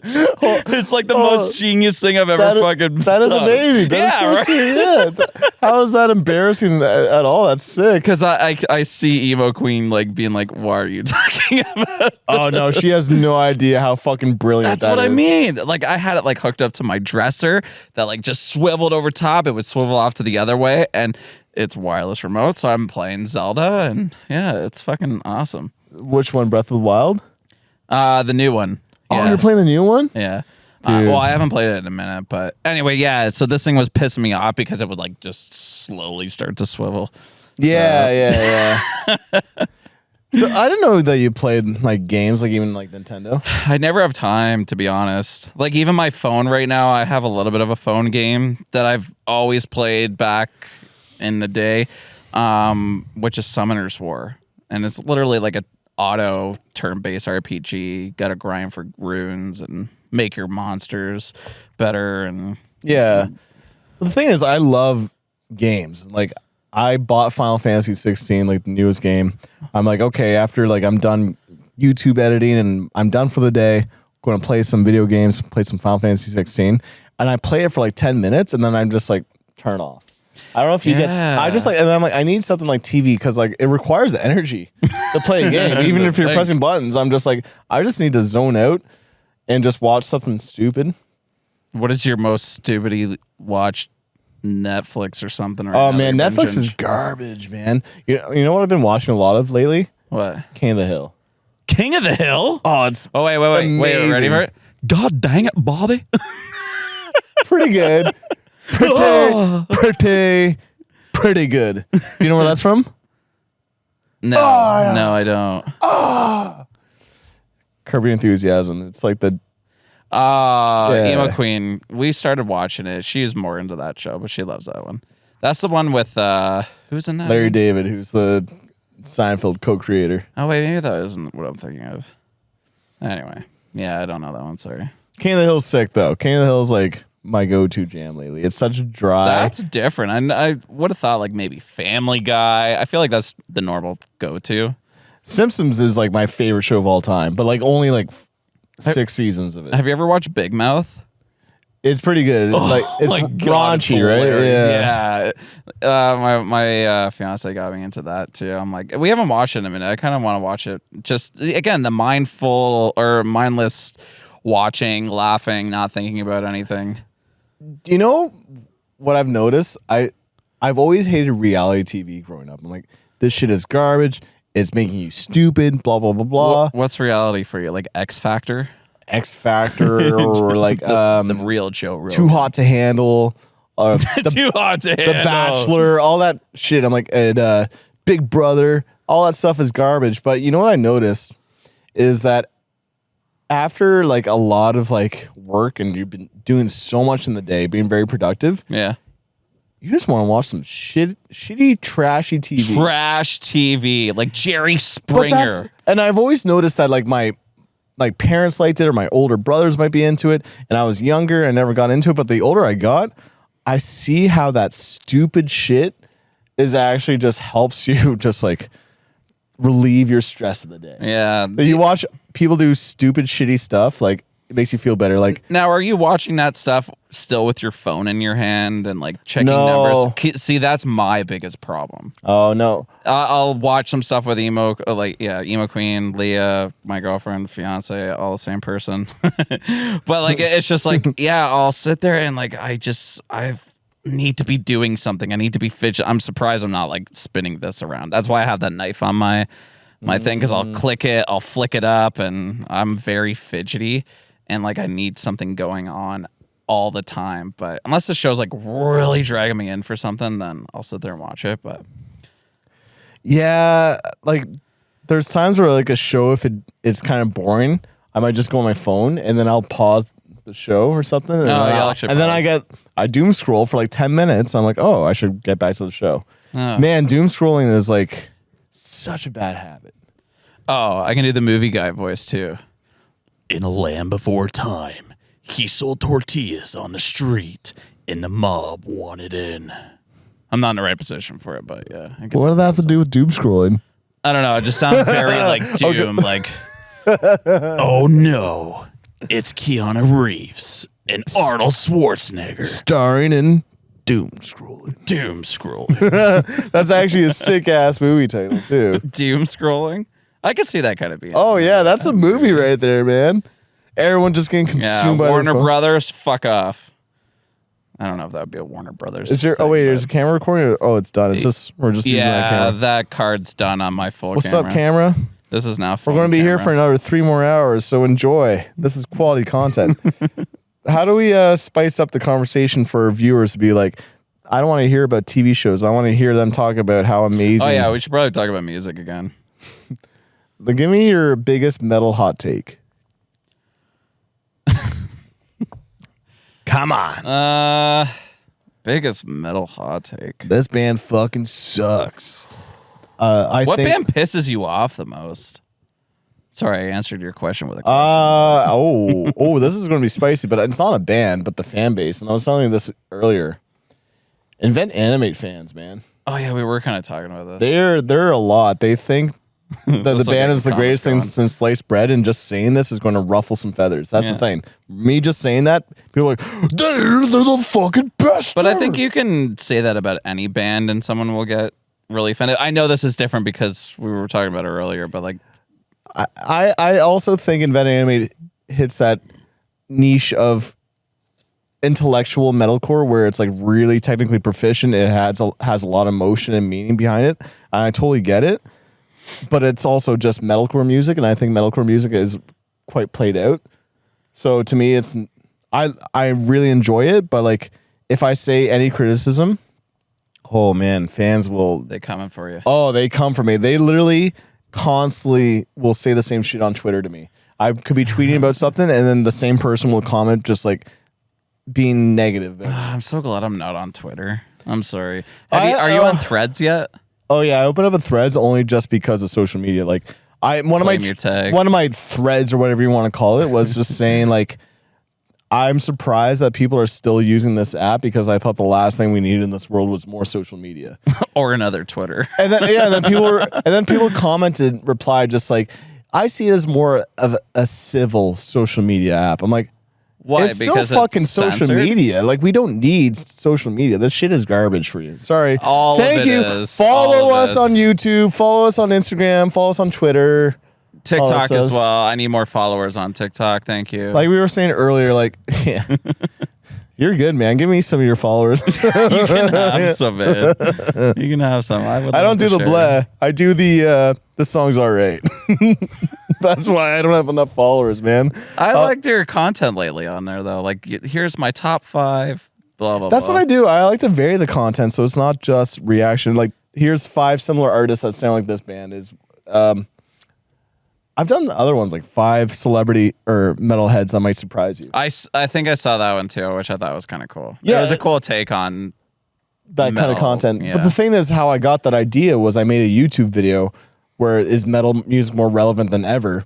Right, I was telling you this earlier, but one segment in that video was talking about all these metalhead or celebrities that are into metal, which are surprising. I'm like, That's why? very surprising. So I'm like, why don't I just take that part of the video and turn it into a short or reel? Because my YouTube video fucking tanked, less than 3,000 views, which is not good for me. And then, the video took a lot of work as opposed to a reaction video. It took like 3 times the amount of work and edits and all that. But I took that clip, put it onto TikTok or whatever, and it took off. So I'm now realizing the power of shorts, TikToks, Instagram Reels. How long was your video? Like on YouTube? Oh, not that long, probably 8 minutes. Oh, Yeah, I guess people, you have to figure out what your audience wants, and a lot of your audience, I feel like YouTube is a so different game. it's changing, and I honestly think shorts is changing it. Did you post that as a short too? Well, yeah, and it did a How's that lot. doing? Oh, I think like 20,000 views on, Oh, shit. as That's a short. awesome. But that's only the celebrity metalhead portion, not the full video. Yeah. The but full- do you take that and like link in the top pin comment and Yep. put the I said thing this on the end? I said this clip is inspired by is metal more music more relevant than ever. Oh, that's Here's the awesome. YouTube link. but I don't think people clicked on it. And I also I think you'd be surprised. maybe it got like 20 clicks, but You think only that many? I don't know, man. I feel like it whenever tanked. I post like a good clip that does very well, like a lot of these people like actually go and watch the whole video sometimes. But like the thing is, I get it. I'm not frustrated with the audience because I will watch the guy that I really like. I've told you about him, but like Beard Meets Food. He's a competitive food eater. He's fucking awesome, and I love watching his videos where he goes into restaurants and just destroys the food challenge. But if he does if he does another kind of video where maybe it's at his home and he's doing some random like how spicy he can tolerate his food, it's a different change of pace. But I'm like, I'm not as interested. I want to see you go into this restaurant. So I totally get why my audience might not click on some of these other videos, but I do want them to understand that my non-reaction videos, I think, are some of my best content that people are not watching. But I think it's also cool to like recognize, like, I mean, 3,000 is still a lot. Well, I've had I know it is. But I know you've had other videos that done well. On yeah, normal one of them content. that I really like, and I'm glad this one took off, was our metal elitists are ruining metal music. And that one, I was really passionate about it, and it got like 46,000 views. Oh shit! Yeah, and it's like an That's opinion awesome. piece video where I talk about a lot of things going on in the scene, and I like that video. I like what I had to say. It's how I truly feel, and people really resonate with it. So I'm glad. So then I started continuing with that opinion piece video. They're so hit or miss for me, man. So I just kind of like, Interesting. instead I just kind of realized lately, for me at this current time, reaction videos are what's taking off. And honestly, I'm really happy with my reaction videos. So Good. No, and you have to be happy with it, especially. And I that's wasn't. What we do. I know you. Yeah, you weren't. You wouldn't even yeah, rewatch your video. Or I was anything. telling you this outside of this podcast, but like I wouldn't watch my reaction videos because I found them cringy. I would just literally listen to my reviews. Maybe that's why you're not getting any views. I'm kidding. Probably, man. No, it's definitely not why. Oh, it's dude. not why. Man, if I was cringing, other people were probably fucking. Dude, I love like this. watching my own videos. I don't know why. I just like watching my own videos. I like love learning from them, I think is why. Yeah, we were talking about like watching other people's content, and like I don't watch a lot of other people's content, so I don't borrow their ideas. But you know what I do watch a lot of? My own fucking videos. Right? And it's good. Yeah. I think it's very healthy for people to do that. And I thought it was weird that you didn't when I first asked you this, like back in the winter, I guess. I think is probably when I asked you. But I don't know. I enjoy it. I like seeing what I did. I like seeing what I can change. And I don't know. I think that just goes to just wanting to be better and making content. But my biggest thing lately, excuse me. Your excuse. Thank you. Is I don't know. I have all these ideas to make other videos, but I feel like there's like a wall of like not putting it in action. Like there's other videos I want to do and try, and then I just don't. I don't know if it's just because I'm so busy with all the reactions and I have to get this many videos done. And like I have like a huge schedule that I follow and have to get certain videos done, but like and then new ones drop and like I just don't have time to do it. I don't know what it is. I just don't make time to make the other videos. I have so many TikTok ideas that I'm like gearing up to do and I just don't do them. I don't know what the block is there. And I feel like just these last few days and taking a little bit more time to myself to kind of realize what the heck I'm doing and to, kick myself in the ass to do it, but I don't know what it is. I think I'm like scared or something. I don't you're know. in your comfort zone. I know. I hate being in comfort zone now. Yeah. I totally get that. I'm in that exact same feeling with my podcast.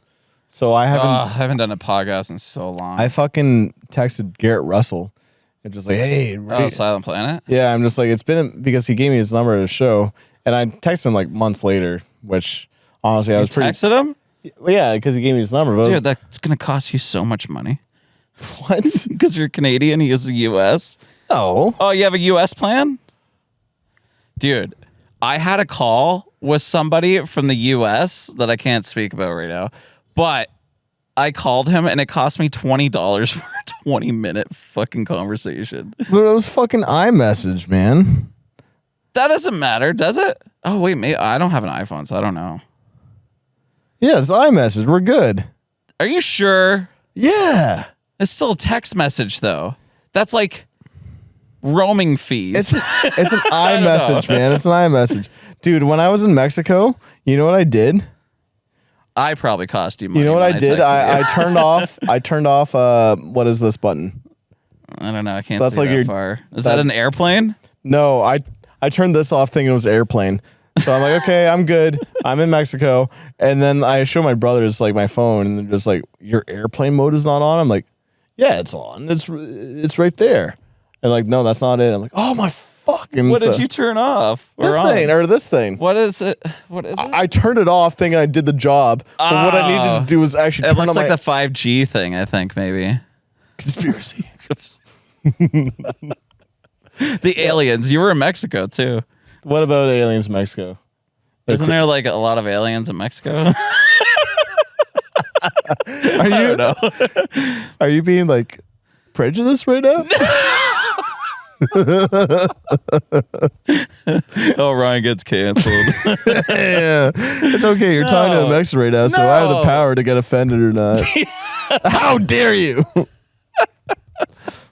Oh, Ryan's the worst reactor ever. You're lucky. Mexicans don't get offended easily. They're that. Yeah, we were I talking love about them, this man. earlier. They're great people. They're very funny. The videos that you show me from your vacation look so much fun. Did you watch my IG reel? It's just like a montage of my trip. Oh, no. It's like I'll have to watch it. I want to watch it. it's just me. Like, it was such a good time, man, because the family in Mexico, it's special.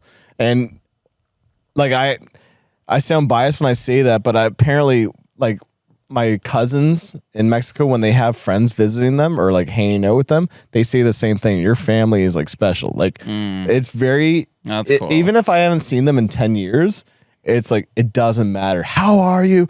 Let's have fun. You know what I love when I'm seeing them? We do not talk about work.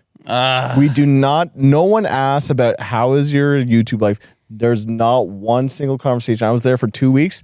Barely no one asks about my YouTube life. Instead, just like That's let's amazing. and you come to Canada or whatever, and everyone's just like, so what do you do for work? How long do you like it? How long have you been doing it for? That's not like in Mexico. Mexico just like, let's have some drinks. Have you ever tried this drink? Let's have some It's fun. very Yeah. family. Yeah, and like, oriented. oh man. And then when I leave, right after 2 weeks being there, I'm saying bye to my cousin, and she's like crying in my arms. And I'm just like, don't cry, don't cry. We'll see each other soon. Just like, and she's crying, I'm like, you're gonna make me cry. Don't cry. And then I see my other cousin, and he's crying. I'm like, bro, like, don't cry. Wow. And then another one of my cousins who only comes in maybe like. She's been living in Texas for the majority of her life and only been visiting Mexico recently. And she doesn't really know me and my brothers too well, the Canadians. But she started crying too. And like, we barely got to know her until this trip, and she's crying. Oh my god. That's what I mean. That's Like, it's crazy. very emotional. Like, it's very tight. And that's what I mean by this family just being so loving and fun. And I don't know. It's so hard to explain. But when you're there, they make you feel at home, and that's what made me realize like this break from that I had from YouTube and all this stuff was so good. Just like I wasn't even thinking about YouTube. I was thinking about my time with family, my brothers. Man, that's why I really want to like switch my mindset into that. Because I feel like even when I took like a day and I was like still on my phone and doing the whole checking things. And as soon as we got into the hotel, I was like, okay, I got to go post a video first and this and that. And wait, we can't leave yet because I got to go post my TikToks and Reels. Yep. But man, to like be with family like that, like even when I'm with like my girlfriend or sorry, my fiance's family, like I feel like a lot of the work does come up in that as well. I don't know if that's just very like North American style conversations these days. Like how's the weather? How's work going? But like when you're seeing family like that, like I think that's really cool. I mean, like I have family in Denmark as well. Oh, do you? From my stepdad's side. And I don't know much from my dad's side. I really don't have a relationship. Actually, I don't. Not that I don't have nothing. It's nothing. I don't have a relationship with them. But I admire that, to be honest. Like, and I think that's what I really love about like even my fiance's family too. And the way that they're family is and like how they get together and how not so split up it is as well. I don't know if that's what your family's like in Mexico. Like everyone's like still married and together. They're still together. I think they work through their problems, which is another thing I admire about Mexico. They don't just crazy. get divorced when things get tough. They actually power through it. When death do us part means like their vows mean it the fucking truly truth. fucking does, man. Yeah, that's amazing to hear. It's weird because we're so the norm here is like if that's not necessarily it, you will find another person that is right for you. But in there, it's not like that, and I really admire that. Although no relationship is perfect, and like sure, there's a lot of them. Some of them, not a lot of them. Some of them are divorced, in fact. But the ones that stick together, I feel like are the older generation. Like, it's the older generation that fought through those struggles, and I really admire that aspect. That's really cool. I definitely admire that as well. How about wintertime, January, not a lot of music anyway. Let's fucking book a trip somewhere. We're booking a trip now. I got to get my passport still. Oh, bro. I've been waiting because I don't have my what did you call it? Povid? Your Povid shot? Are you going to say that out loud? Yeah? What, that I don't have my shot? Yeah. Oh, fucking right, I'll say it out loud. All right. Yeah. All right. Cheers to that, bro. Cheers to Cheers that. to that. I got mine. No, a lot of people know. Like, I don't care if people get it. Like, that's the thing. We're here. You can have mine if you want, if you can take it out of my body. I'm good. I don't need it to get out of my country now. I did it so I could use the gym, which didn't even fucking matter. That's all.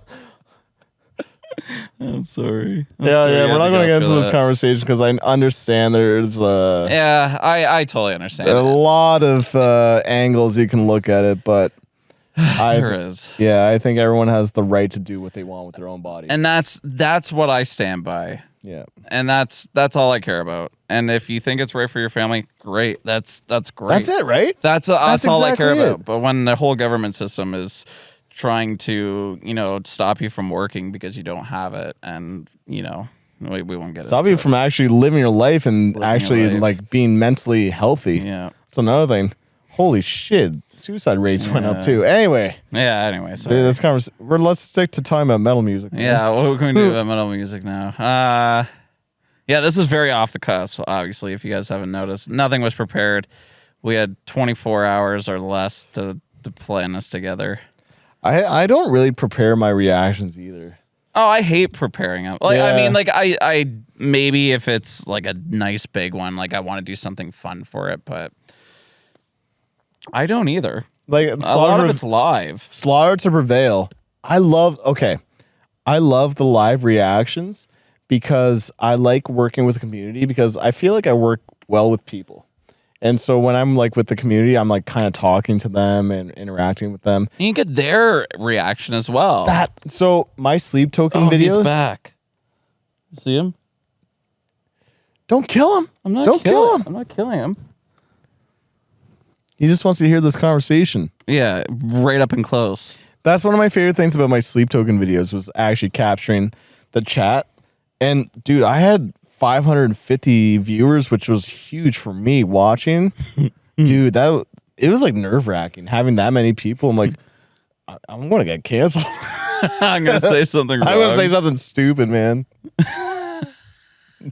I really hate to bring this up, but now that you brought up the whole 500 follower or viewers on that video, on that one video that one guy made, in the comment section, it was like, yeah, I checked out Metalbirbs Twitch stream, and all he cared about is that he had over 500 viewers on his Twitch stream. Oh, you're talking about the whole PTB thing? Yeah. Yeah, well, we can touch on that a little bit. If people are watching this far. Because if people are still watching this far into the podcast or listening to it, then yeah, good on you. But yeah, you deserve this. Yeah, you deserve this. There was definitely some drama that recently happened, which there barely is any drama in the reaction scene. That's the thing that I want to Yeah, there wasn't. That's what I made a comment on Drew's video. I'm just like, I want people to know this barely happens, so don't worry. The reaction scene's on toxic, but when there is some toxicity, it's good to crush it. But for me, I didn't even acknowledge it because it was so minuscule. It had barely any views. It was so fucking stupid too. Like I'll say it right here, it was just so dumb. Everything that he was saying was so fucking stupid. We're just gonna touch on this. Oh my god, it was just like it's literally so hypocritical. It's so self-loathing. It's so, dude, fucking fix yourself. Do not like. Everything was just so apparent. Like it wasn't even opaque. Like you could literally see what was actually going on. That was through all the 50 fucking minutes of word vomit. You can actually understand what he was trying to say is that my channel sucks. So screw these guys for being successful. That's basically the entire video. So I left a comment just like, man, you should have sent me a message instead of making a video. Because this was a lowball move. This was a stupid move on your part. And honestly, it makes you look bad. You're creating unnecessary drama. For people that really don't know what we're talking about, you're fucking huge, bro. You got to get out of here, man. Oh, he came over to you now. Yeah, you're massive. You're kind of creepy. Anyway, someone was getting mad. This is a good conversation for us to talk about, actually. Okay. But no, someone was getting mad that he really used to like Metalbirb but now he doesn't because I charge my viewers for Twitch reactions. And I also do not post every single Twitch reaction onto my YouTube channel. Mind you, I listen to 30 to 40 songs per stream. So there's 30 to 40 videos every 3 days. Like that is like content fucking overload. Like, and the amount of time it takes to make my video, there's not enough time in the fucking week to do that, to even do it. It's physically what you're asking for is physically impossible with what I do. It's like literally impossible. And then also you're getting mad. Like, oh man, it was just so stupid. And then he also, look, man, the thing is, I left a comment on Drew's video basically saying if you have issues or like what he's saying is so obvious that he's having issues with his own channel. Yeah. You need to look within yourself and what's not working and what's working. We've all done it. And I've been very honest and transparent with my own channel where basically, my videos are very just plateauing. I want to grow my channel. I feel like I make good content, but I want other people to notice. So I made some big changes this year.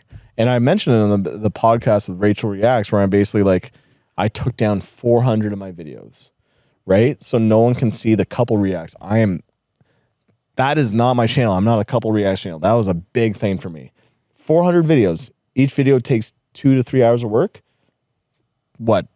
1,000, 1,200 hours of work taken from my channel. Yeah. And then also I'm changing my editing style. I changed my thumbnails. No more purple border. That's a big thing for me. It sounds very easy. All you have to do is take it off. But like that mindset to just But that's branding as well. Yeah, but to move on from that, it's not easy because like I was like, you did that for a good solid 3 years. Yeah, 3 or more than that. Yeah, it was like that was me. I was that guy who was purple. That's how I felt. Yeah. And then also like my titles are different. Like I was really focused. I even got called out for doing a purple border by him. I think it was him. Yeah, PTB called you out. Not for having a purple border. I think so. I think it was him because I think he mentioned it to me. Oh, maybe off that rant video, but not in that video. He didn't say that. I think so, man. What? No. Yeah, I think he commented on your video saying you're copying Metalbirb style. I think it was him. He really liked me, and I think that's why he was offended that I was. I don't think so. Look, if PTB is listening to this, dude, I like you, man. You just need to just not take down others and look within yourself and just do the self-improvement thing, which we've all done. Yeah. Like I think that's you can watch my old videos and then you can look at myself now. I've totally changed as a person because I want to grow as a content creator. Yeah, and but the only thing that he had a problem with you with is just the whole charging thing.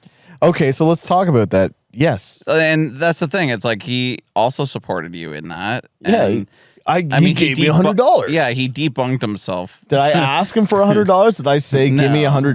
No. And I don't know where the standpoint of where that mindset comes from, because, and I've looked at his PayPal. I mean, I'm gonna call him out right now, or not his PayPal. Patreon. His Patreon has it as well, and I know he kind of mentioned something about Drew's, like, oh, you took my highest one and exposed it. But like, I've looked at his link tree and clicked on his thing. Like, he has other things still on his social media saying that he charges for bands, which I've shown you. And he charges for bands? Yeah, there's things on his like PayPal click thing through maybe his Patreon, I think. But there are like song requests on there for like, and then there's whole album reviews. And I don't mean to like really blow it up. We don't really have the time. Yeah, no, about it, look, but, I'll be honest. I didn't start charging bands until this year. Mind you, I've been in this reaction scene for almost 5 years now, and I didn't make money in the first year of doing this. Yeah. A little bit. Just I thought I felt the spit. while we're talking, so I didn't make money in the first year of filming reaction videos. Second year, I made some chump change. Third year was pretty good. Fourth year, I was able to go full time with it. And then fifth year, where I'm kind of at right now, I can charge bands because it's supply and demand. We get so many comments to check out music. We get so many artists hitting us up. I'm like, there's physically impossible for me to listen to all this music. And then on top of it, what do I make videos for? It's literally, I cannot do it. And so you have to actually have a system in place. And so now I realize, okay, look, if you align with my brand and if your song is good, here's a link. It supports the channel, and I will make a YouTube short, Instagram reel of the best part of the song if I do like the song. And there's times where I've refunded the money back to bands because I'm like, this.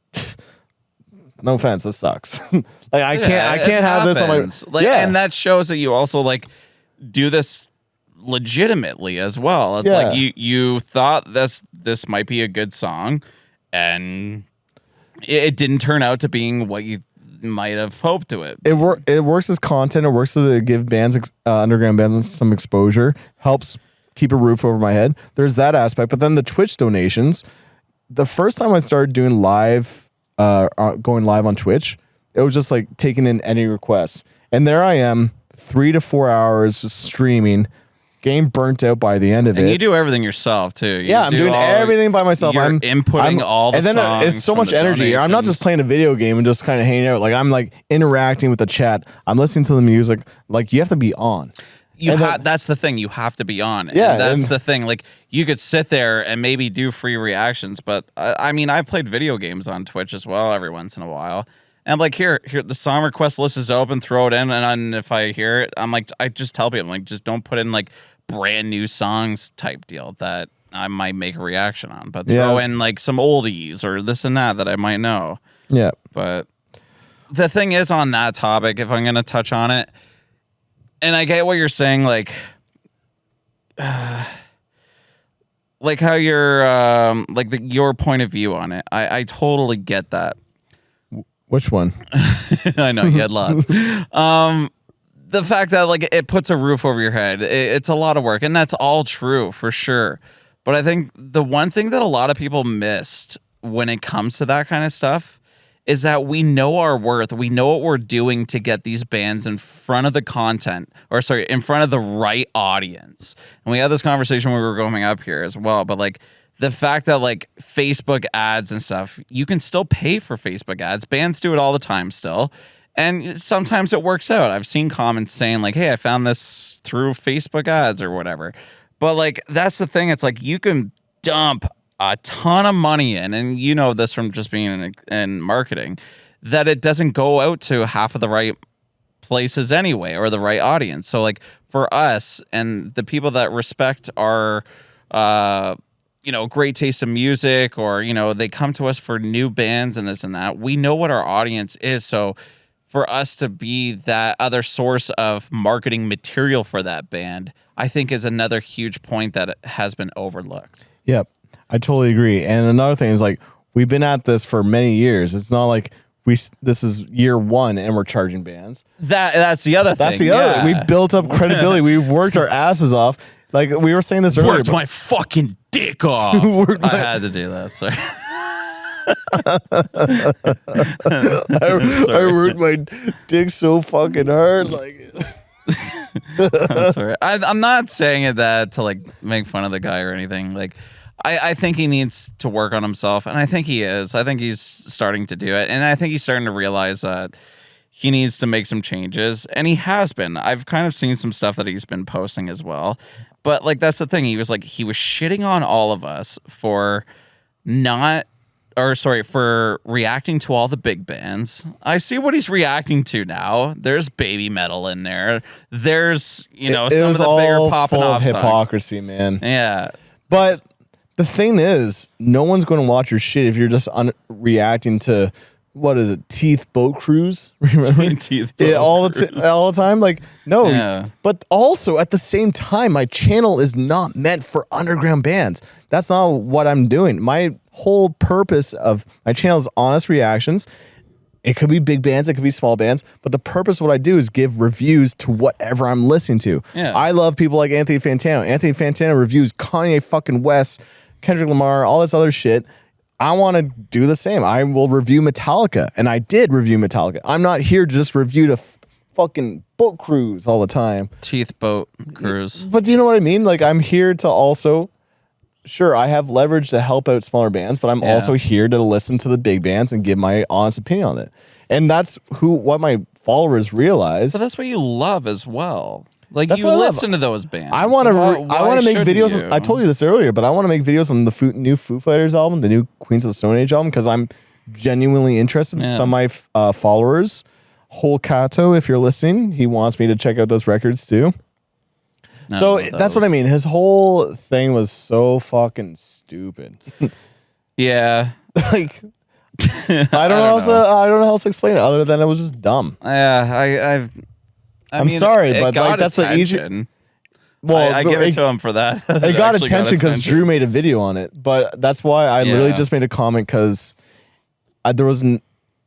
Yeah, it obviously got us a little bit heated up because like this is our livelihood, right? And like, sure, we're making money on it. Money's always a touchy subject, especially in metal music. No one makes money in metal music, right? That's why it's even more sensitive too, right? It's a sensitive topic, and it shouldn't fucking be.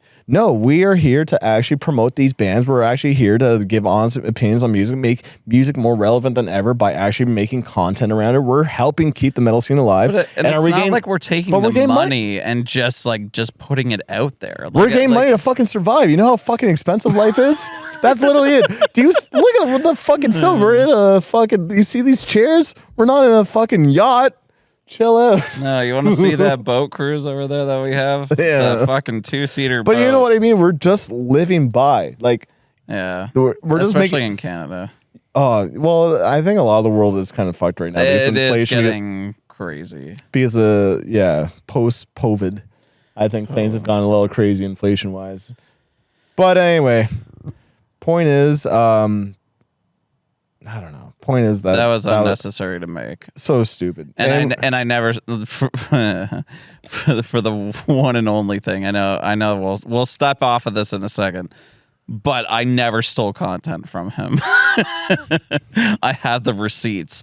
And the thing is, he blocked me. He blocked me. He blocked you? Yeah, he blocked me from Instagram. I was going to send him the screenshot of it. Like, bro, look at my community that I have worked my ass off to build. And I love my people that I have in here.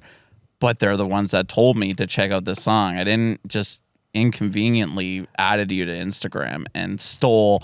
Hold on. And stole the Hardy song that magically popped off on your TikTok or whatever. I don't know what you were posting on Instagram. But it's got the most known metalcore, and this is what got overlooked. The most known metalcore vocalist, Jeremy from A Day to Remember, on that song. Everybody and their grandmother and Goldfish is going to react to that. I can't believe you scouted him out like that, bro. Pardon? I can't believe you scouted him out like that, bro. Yeah, I'm sorry. I just want to apologize to you, PB&J. All right, let's stop giving that crap attention. All right, we're done. We said our piece. We can live now. Yeah. We were already living, but we're living some more. It's crazy. Like, yeah, other than that, like the reaction scene, like I don't know, man. We're homies. I think we're pretty much homies with like a lot of the people on here too. Yeah, I know. But yeah, that's why we want to squash that crap right away. It's like it's squashed. It's done. It's squashed.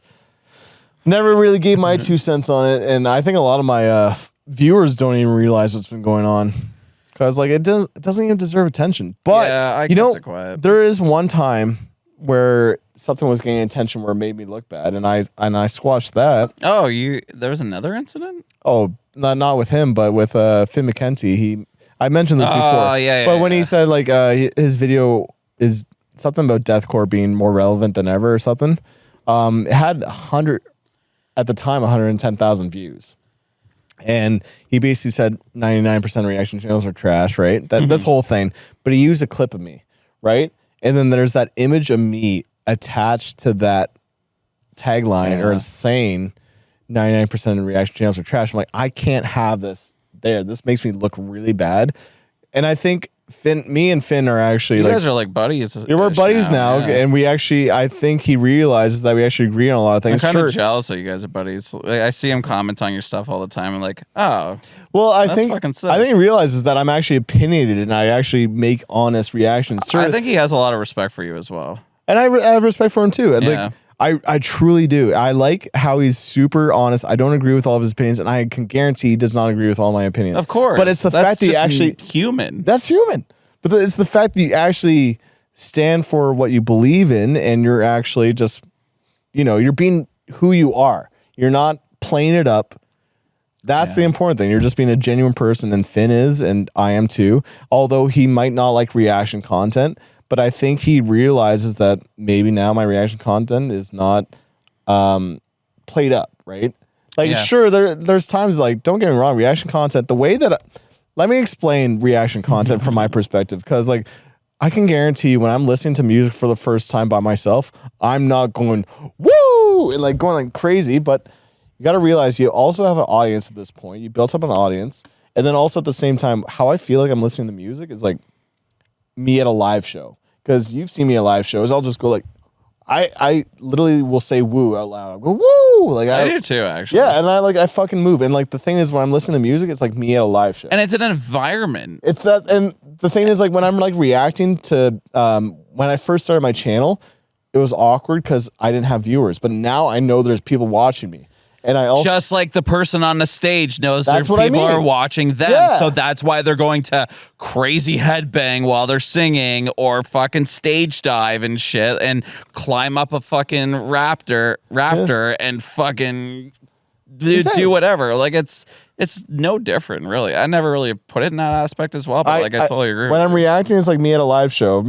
Maybe you're not stuffing your face with like 40 hot dogs at a live show, but you know what I mean? I'm surprised I didn't get called out for the reaction stuff for that kind of stuff. But like the thing is, like you definitely know there's a camera on you. You definitely know people are watching. I think when you're say if you have 0 subscribers, you're a brand new channel, and you're going like, "Whoa, guys, did you see this? Whoa!" Like, okay, that seems kind of fake because like, who's watching you? Who knows you, right?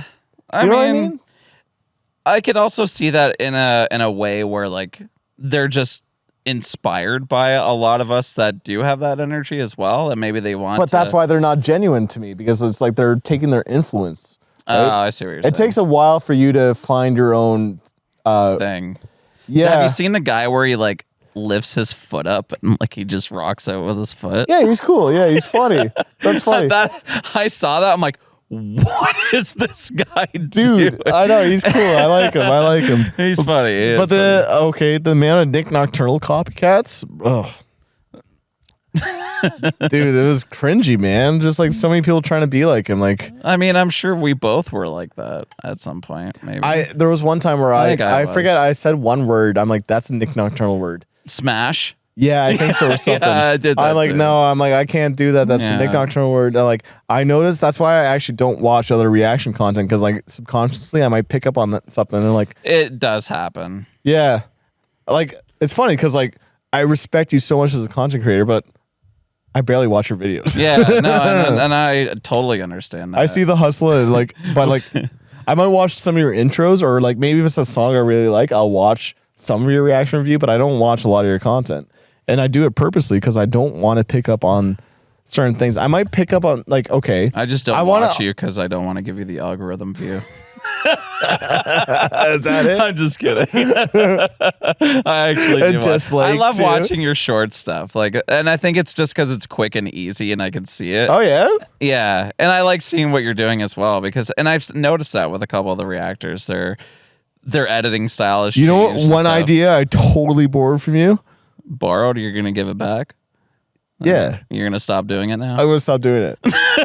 What was that? I want to change it up. No, it's the female TikTok voice at the beginning.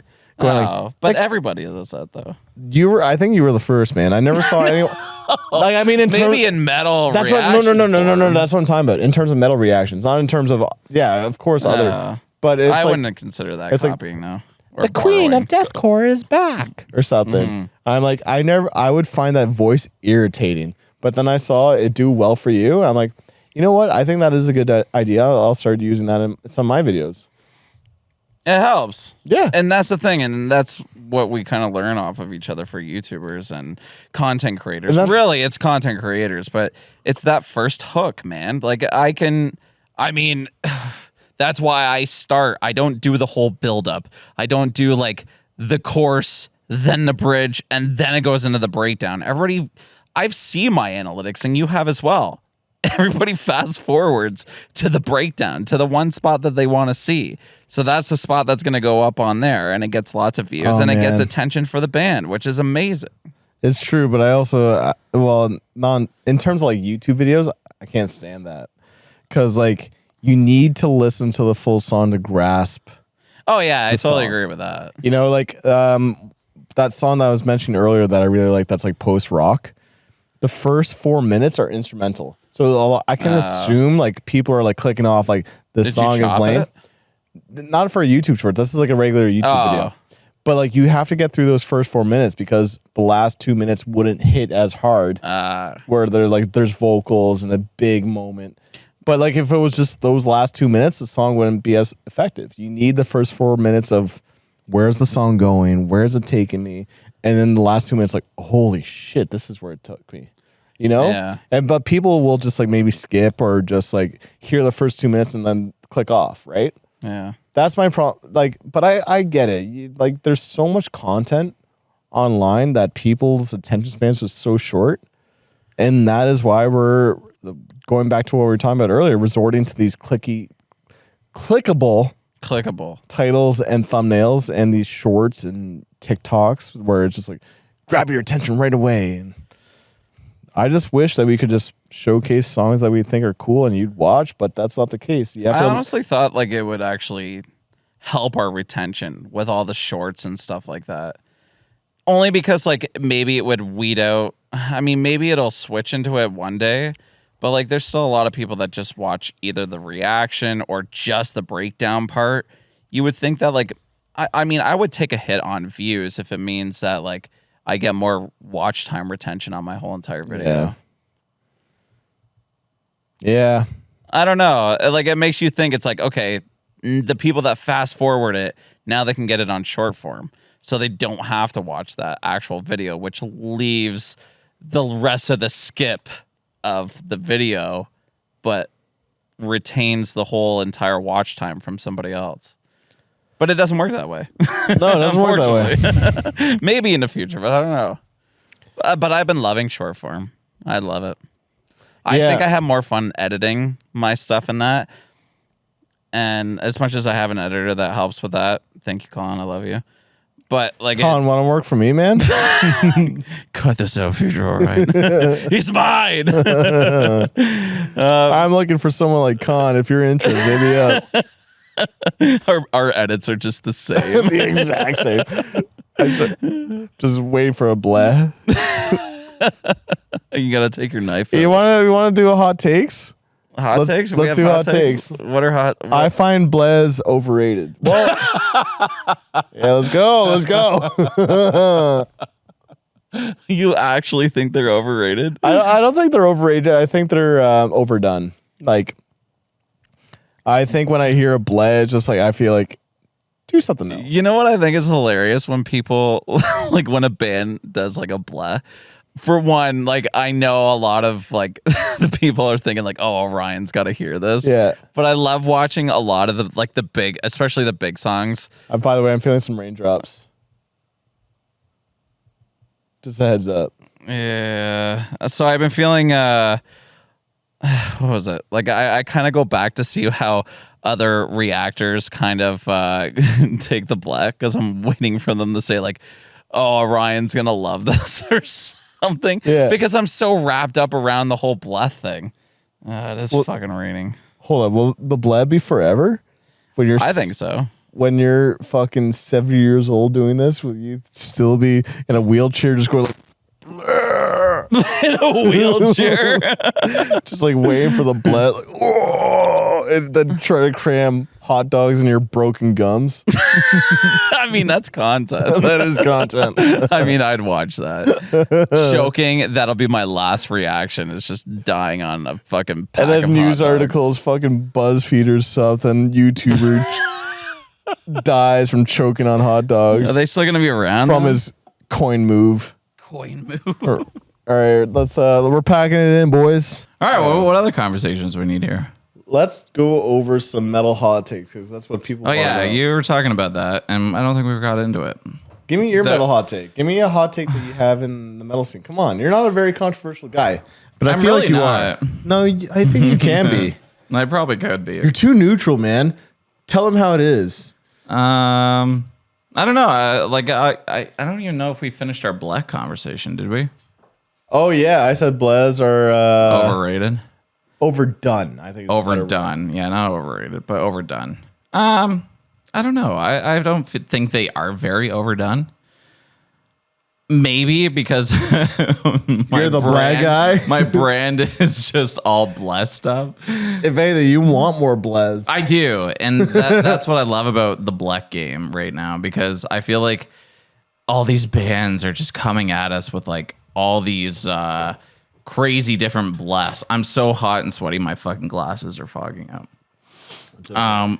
But yeah, I think they are fun in that aspect. I mean, it gets me going. So, I mean, I think I'm the wrong person to have a hot take with that. Well, you know what? Okay, I'll give you another hot take. Okay. You know what beats a BLEGH? What? Go! A go is good. I like Those that. are good. I Yeah. love a good go. It gets you you're pumped up. Every Your time heart's pumping. Everything's pumping.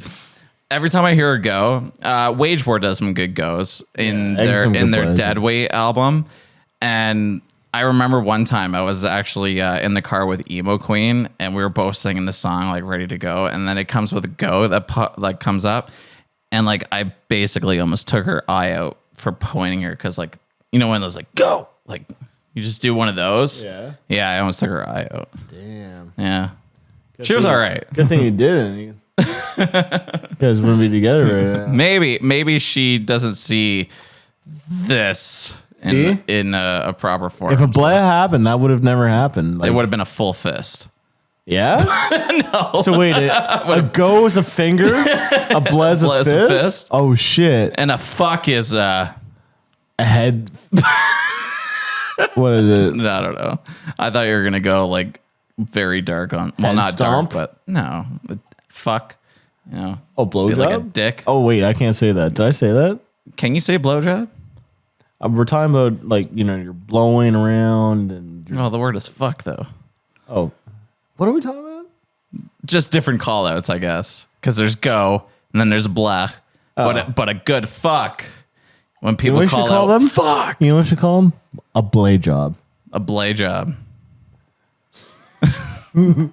I should do you know the Toronto Blue Jays, and they have like those I love my BJ shirts. I should make one blue and I love my Black Jays. Oh my god, that's money right there. That is money.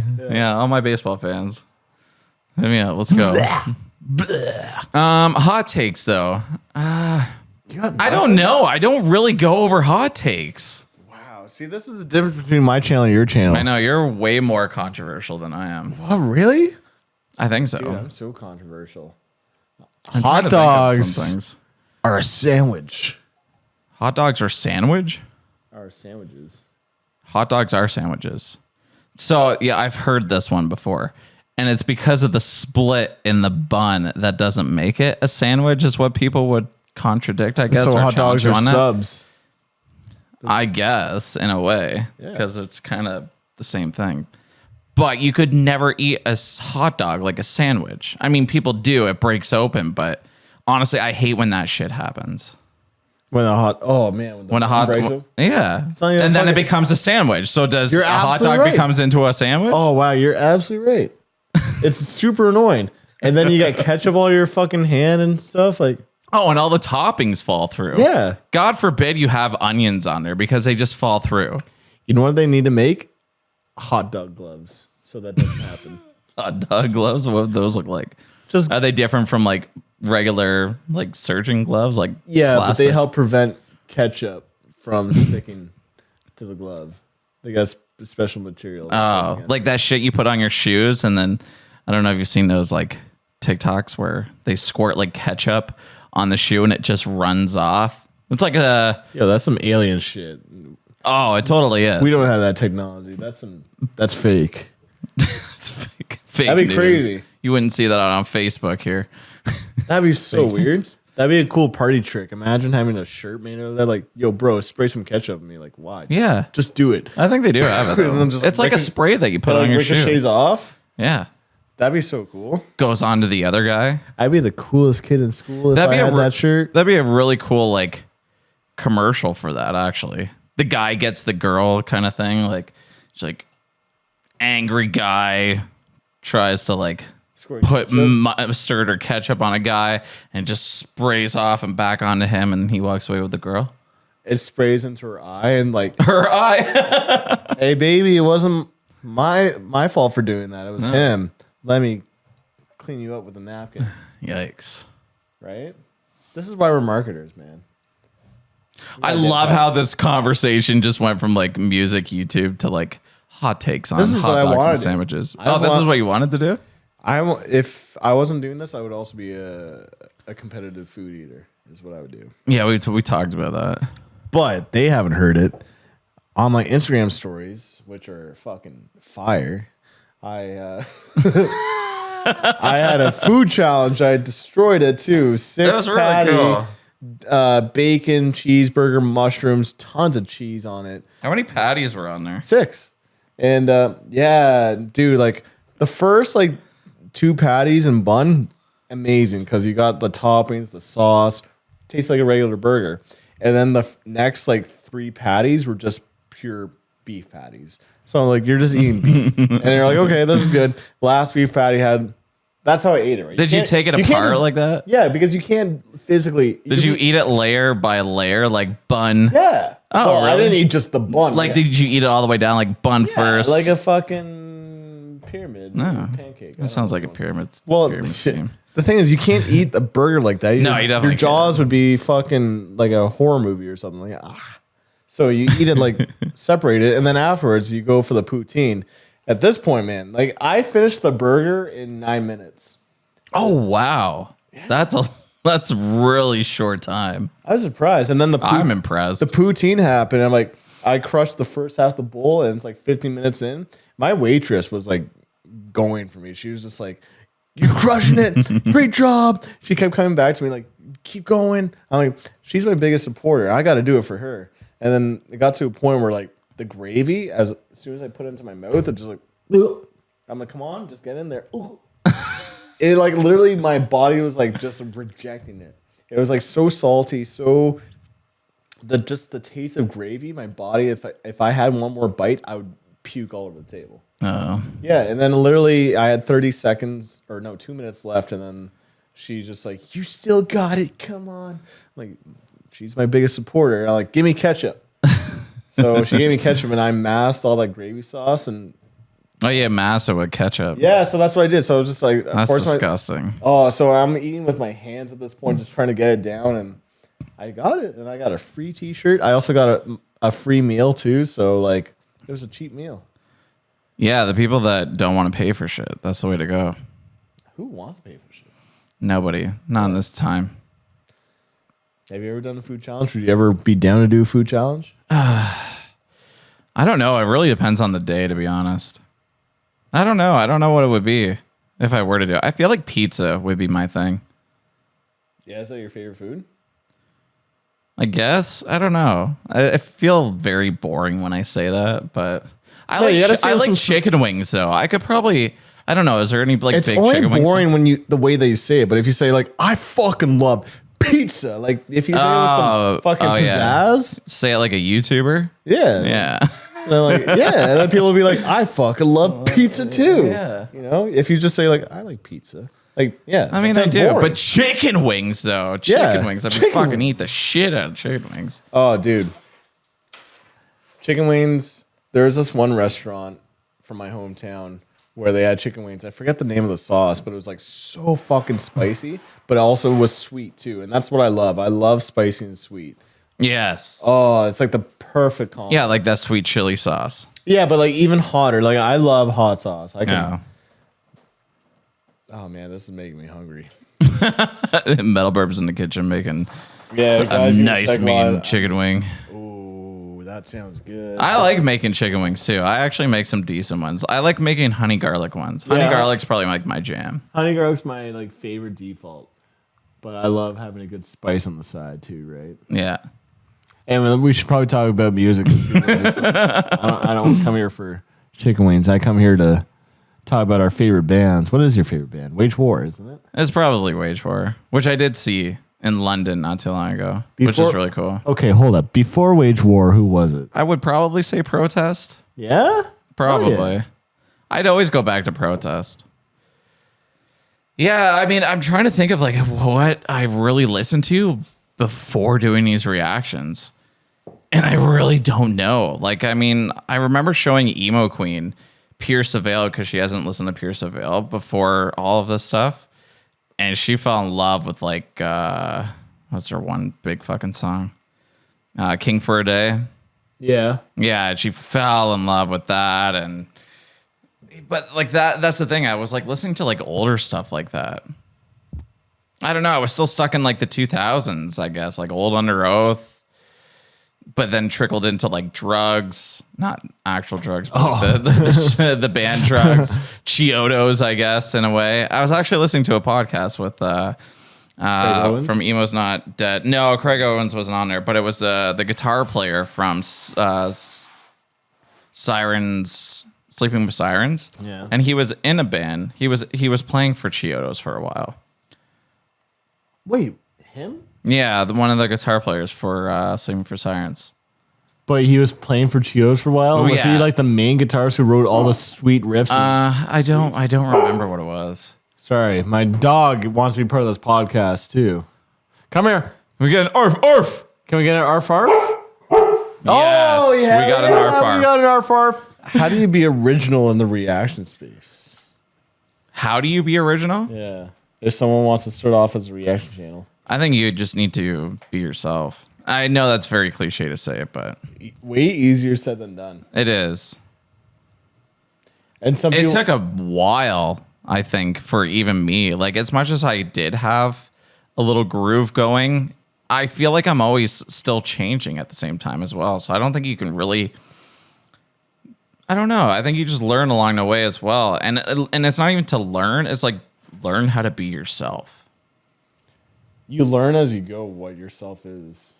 You know what I mean? Like, while like watching videos and who you are and like, oh, I don't really like how I keep saying this word or something. And then you just kind of like, I don't know. I feel like it's kind of weird to constantly watch yourself and then kind of change quirks or realize quirks that you may not have realized about yourself before. Yeah, there's a lot of quirks. I mean, I don't think they're bad. And it's it made us who we are today, in a way. Totally. What is the most like regretful like thing that you say in terms of like phrases, like your catchphrase? What's the word, like your cringiest one that you say? Like, and I think it's like let's fucking do it, because I know you don't do that anymore. I don't mind it because I still say that. It's like part of my vocabulary. I think the what the shit is up, my dudes. is pretty cringy.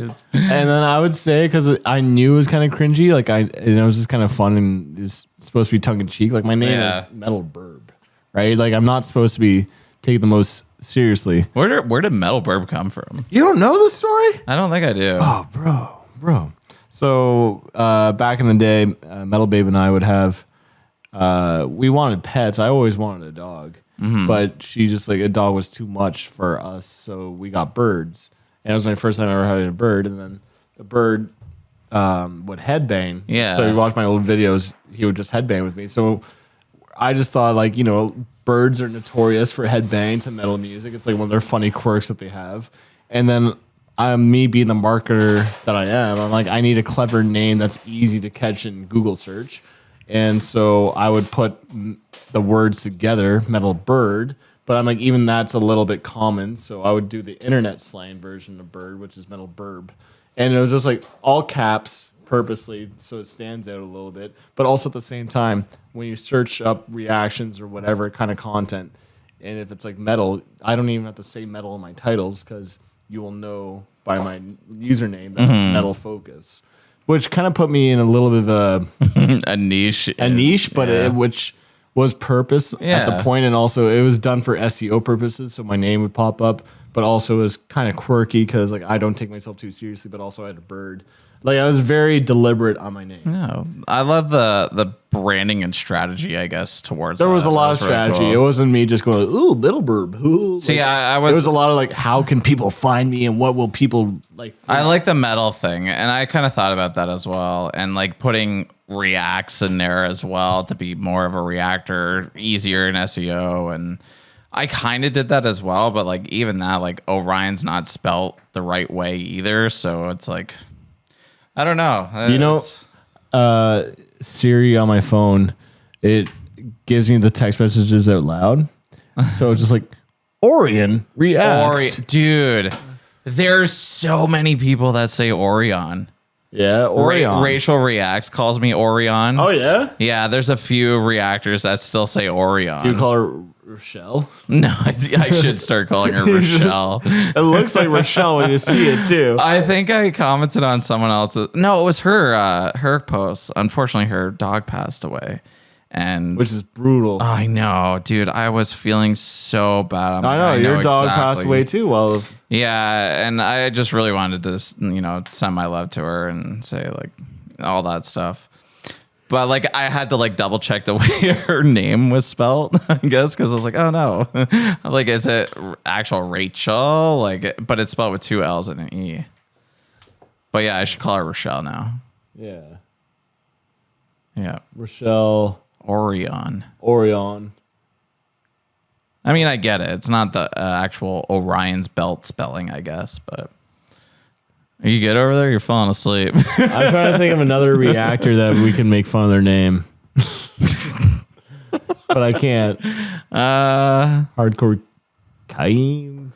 This is pretty easy. Yeah. Can't screw that one. But a lot of people don't know his actual name, which it's kind of fun, I guess. I thought I did. Now I don't know him. You don't know his name? I thought it was just Keem. And then I know his last name. I can't remember his last name, but well, we're not going to dox him right now. Well, I can't because I don't know his last name. But no, his first name is Akeem, isn't it? Akeem? Yeah. Is it? It's kind of sound like a chew, like a sneeze. Akeem, achoo. I'm getting tired. I was gonna say like the glasses place, Akeem Optical. Oh yeah. I see you, Keem. Now I got my glasses on. Oh fuck! They need to open a store hardcore Akeem Optical. Dude, I heard him on a podcast. I think it was with Johnny, and he apparently worked in insurance as well, or he does. And he was thinking about like starting like an actual like insurance business for like bands and their like trailers and stuff like that. I thought I talked to him on the podcast. Was it your podcast? Yeah. Oh, okay, maybe it was yours then. I told him thought it was really I told cool him to idea. fucking get on, and I told him that this brand. There's so many times. I feel like every podcast that I do. You give people like Was that content. thunder? ideas. I think so. Damn, that's spooky. Spooky. No, I feel like most podcasts I have is like me just giving a bunch of ideas to other reactors, and then there's me just like, fuck, what do I do? I'll just be more controversial. Yeah, be more controversial. No, I'm done with that, man. I'm not necessarily done with it, but I'm kind of. I don't like the feeling of being an opinionated asshole. Like even when I'm talking to people, I don't think people realize this, but when I'm like, talking to you and I don't really. If I have a different opinion than you, I'm not going to make sure I'm right. I'm always the one that will listen it out. If I disagree, I will just listen to you and just kind of say like, I understand where you're coming from, right? And I think people don't realize that. So when I listen to music and then there's me going like, oh, I didn't like this song. I think it becomes really one-sided. But if I actually had a conversation with the person, I'd be just like, oh, well, yeah, I didn't like this song because of this. Oh, this is why you like the song? Oh, that's really cool. I never actually picked up on that. That's really cool. I still don't really like the song that much, but I respect that you like it. Yeah, that happened to us on our way back to this place. We were listening to that Johnny Booth song, and I was telling him, like, yo, this is my favorite song. And you're like, really? This is my worst favorite song. Not in that tone, though. I'm just like, I said, really? This is my least favorite. Yeah, that was not. I wasn't angry. I was more surprised. Yeah, and then we listened to it, and he's like, oh, fuck, this is actually really good. See? That's what I mean. I'm so fucking chill. So that's why I mean. I love it. I love the controversial opinions. Like I'm trying to.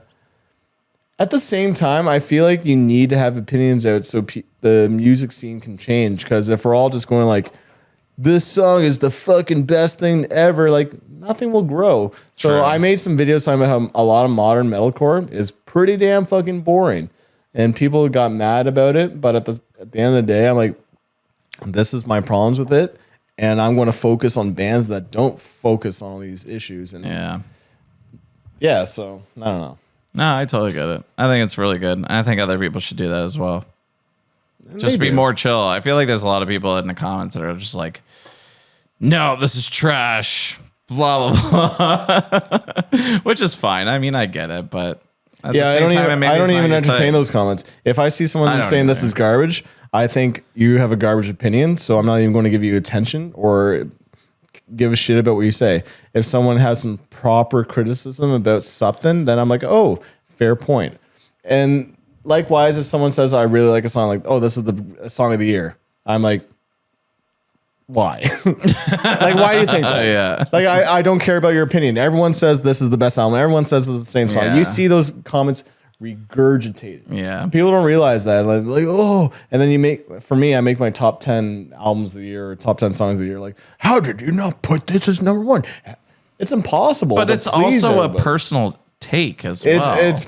But there's literally no way to please every single person. No. It's literally That's impossible. why there's other genres and subgenres of metal and to accommodate everybody else's fucking feelings towards it. But yeah, it's literally impossible to please everybody. But at the end of the day, for YouTube comments, you need to say the why. If you just go, this is garbage, you have a garbage opinion. Yeah. You literally offer no fucking value Yeah. to anything, to this criticism. Yeah. And then same with like someone says this is song of the year. Same thing, different mindset, but still, why? Why do you think this is the greatest song ever? Because we get comments like that on every single song. Yeah. And I don't know. That's where like our personal taste really comes into play too. And that's why there's other reactors. Yeah. Like go watch another person that might like that song. I support all of them. Yeah. Fuck. I gotta ask, why is there a candle underneath this boat? It's how to fucking get the candle or the canoe going. Yeah. That's how you get a. Wait, you think canoes are just paddles and water? Kinda. No, there's a little fucking fire. A little fire under their ass. Yeah, it's like a hot air. Under the water? Hot air canoe. Hot air canoe. Hot I mean, air it water is canoe. in the air. It's not technically in water. Yeah, bro, you don't know shit. No, I don't. You're absolutely right.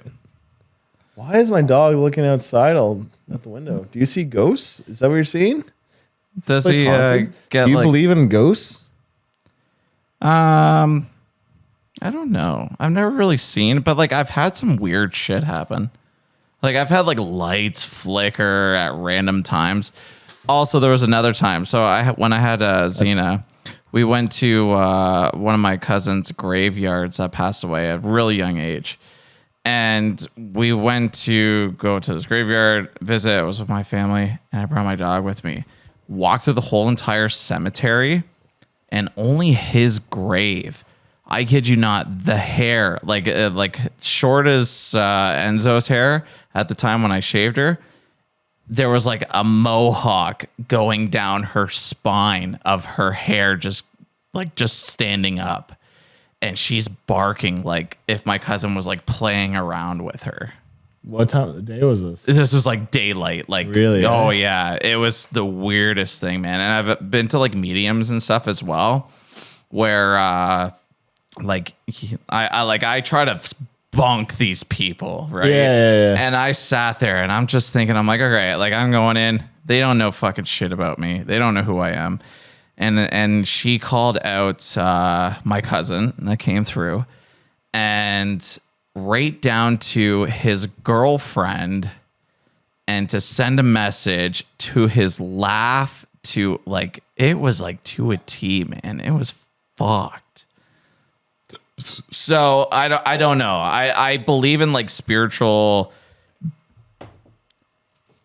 energy maybe in that aspect, but and I don't know. There's other things too. Even with my dog, like when it was the day that I put her down, and there was like two doves that were sitting, and this never happens, but it was like just two doves sitting on top of this guy's car, and like now, like every time I see like two doves, like I just think of her in that sense, and like she's there. So I don't know. It's weird in that sense. What's your take on that? Because I'm kind of curious. I believe you. I don't know if I necessarily can relate to you, but I believe you. Like, and that's fine. I don't know. Like, I've been very fortunate. Like, knock on wood, with people living around me. When this dog passes away, oh man, I don't want that for you at all. oh man, you know how attached I am to him. You see me, how he jumped on me while I was on the chair and like walking around. He's just following me. What the podcast didn't know, but when we came back inside, I was wondering where my dog was. Mm-hmm. He's not on my dad's bed. He's not on the couch where the bed is made. It's comfy. The couch is like has some light. It's good. Instead, he goes on the complete opposite end of the cottage, finds the room where I usually sleep in, and sleeps on that bed where there's no bedding or anything. He just sleeps there because that's where we usually sleep and where I usually am and where I'm going to find him. No, that's awesome. Man, I miss all that shit. I miss my dog so fucking much.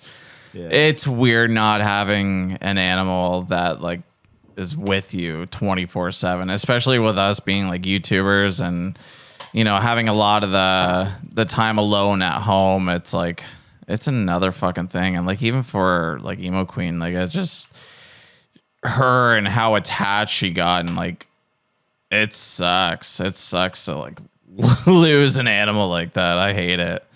I don't wish that upon anybody, but it's gonna happen. I mean, these animals don't live part that of your long. soul is gone. Yeah. I feel, even to this day, I still feel like empty towards it.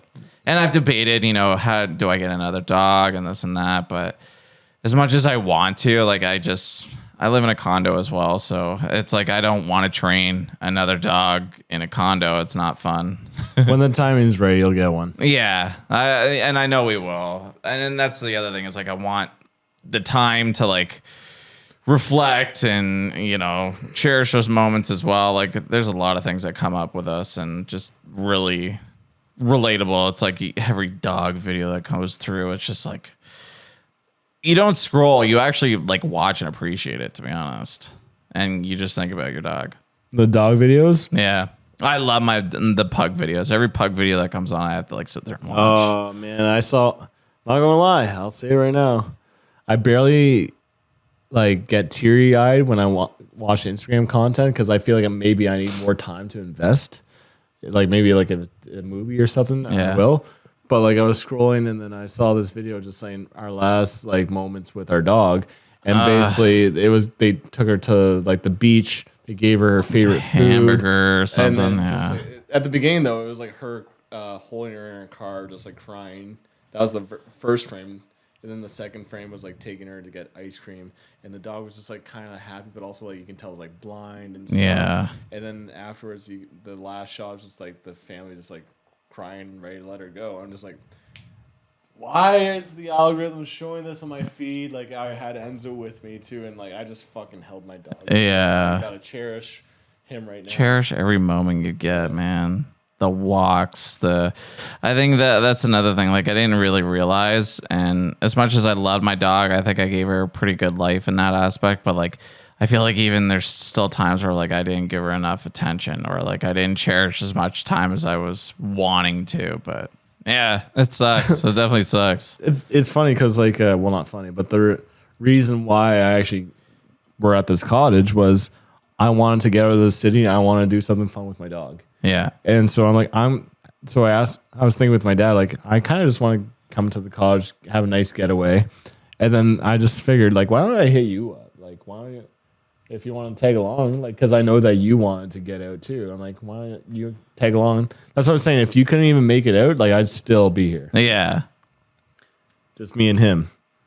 But yeah, I'm glad that everything kind of worked out. We actually filmed podcasts. So we're actually kind of working. I know. It was a lot of work. Well, like the video. A lot of work. Yeah. Like the video, share the video. Sharing's fucking huge. I feel like we don't say that. It's always like the video, hit subscribe. That's true. Share is big. I feel like it's not as big maybe in long form content, but like in short form, it really is. Yeah. No one's going to sit there and watch a whole video, I guess, unless like you know somebody that like really loves watching that kind of content. Yeah, like in my WhatsApp, some of my family members or something, share like a full YouTube video that's like 25 minutes long. Like, that's long. So I totally like can relate to that. that's a commitment right there. But even like a TikTok edit of 3-minute that TikTok, like I'm like, no, I can't do it. I know. That's you. You sent me some TikToks about like some fucking cold showers and just like the cold dips. I'm like, and I stuff. get it, man. It was like fucking 3 minutes or something. I watched like the first minute. Yeah. I got the idea. I feel like. Yeah, I guess it's just whatever you're into for that kind of content, and whoever you're watching, I guess it matters. I like it that you sent me that stuff though. Maybe next podcast that we do is us doing cold plunges. Oh, our first reactions on a cold plunge. Dude, I'm totally down. I'd be down to do some cool reactions in that sense. It doesn't necessarily have to be metal. I mean, we could put metal on in the background and like go jump in a ice bath. Maybe we should do a polar bear dip. What was it like? Ice 9 kills or something. So Ice 9, that makes icy sense. Or watery or something. Yeah. Yeah, I used to have this mindset where like back in the day, like, oh, I would never do a cold plunge. I would never do these things because it sounds horrible. It sounds not. I wouldn't. Other things like riding a motorcycle or something. Like, yeah, that's scary. That's dangerous. No. But now I have the mindset like, let's fucking do it. Let's go do this cold plunge. I want to get my motorcycle license. I want to do all these things that I was too scared to do when I was a kid or something. I don't know. It's weird. I've totally changed my view on everything. Like, instead of saying no to everything, I'm learning to say yes a lot more. You know what I mean? You're like, what's that movie? Yes, Man. Is it Yes Man? With Yeah. Jim Carrey. Yeah. But Says he yes like to fucks everyone. himself over. Oh, definitely. Yeah. Basically becomes like God. Gives everybody like everything. Is that movie? Is that Oh, Bruce no. Almighty? Bruce Almighty is the one I'm thinking of. But yeah, no, I know the Yes Man one. He says yes to everything. But Bruce Almighty was a good movie. that movie where he becomes God, where he becomes a vet. And he's like super stupid. Dude, you're mixing up all the Jim Carrey movies. Like, Dumb yeah. and Dumber, Ace Ventura. Yeah, that's the Ace Ventura. What? Yeah. He's hanging out of a Jeep. What? The Cannibal Corpse skit. Eh? Oh my god, I love that. Did you see Stevie T's cover with that? I saw. He made like a parody or something, whatever you want to call it. But he put that Jim Carrey dun, dun, dun, dun, dun, and made it into like a junt metal song.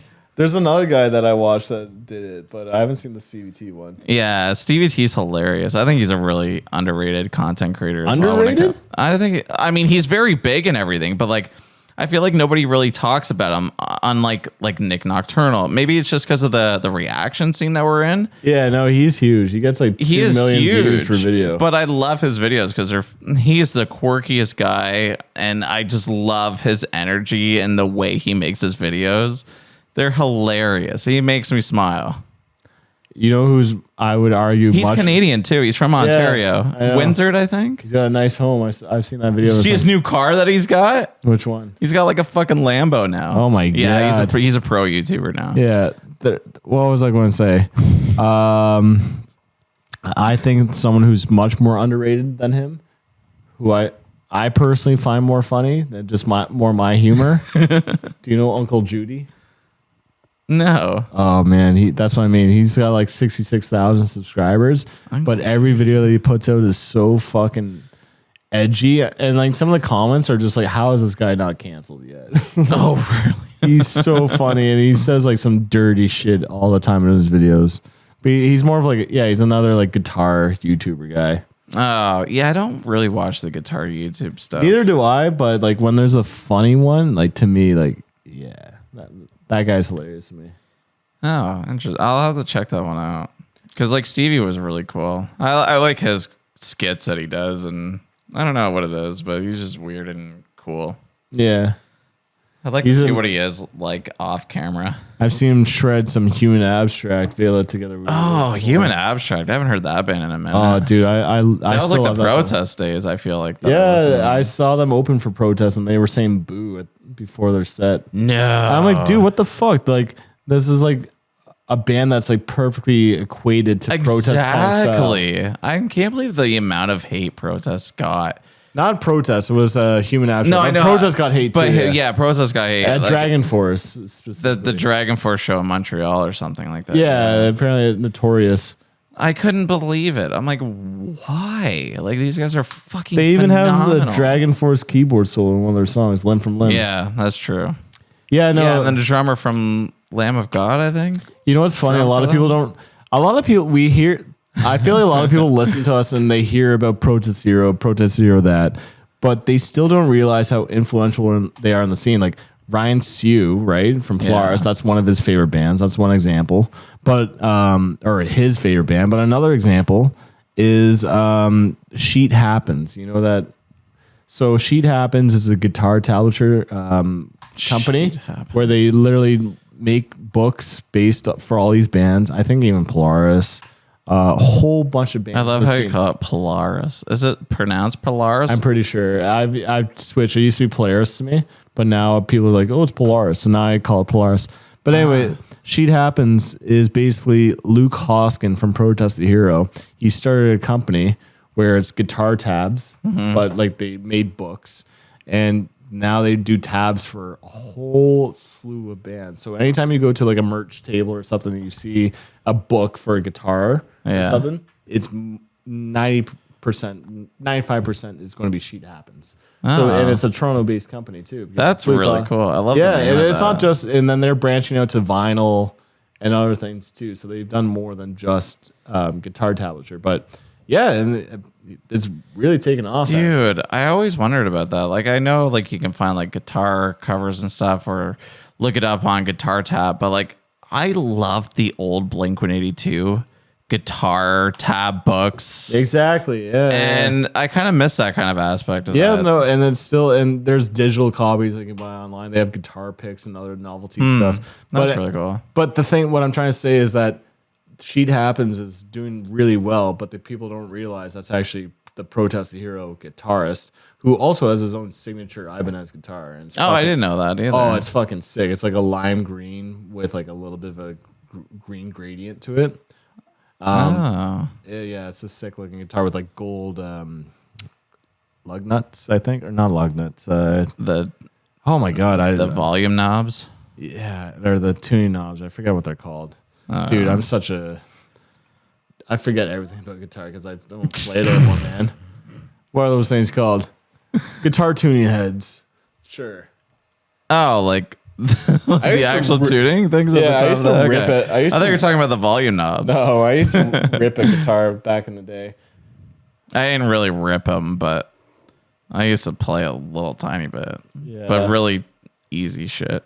Oh, I had a guitar cover channel, like where I was like doing protests. I was covering Fortress. That's my cousin Colin. He can play all of that stuff. I told him, like, get on YouTube, dude. Like, you need to fucking start doing that shit. Nah. I just YouTube like made what me a he's better doing. guitar player because I would do some bands and like people are just like, your pinky is way too off the fretboard, and like you're right, and then I'll fix your timing, and like you're right, and then eventually I became a better guitarist because of YouTube, and I feel like it's the same with reactions. People are just like, True. your mic is too loud, or like, I don't know, say other things or something. I get it.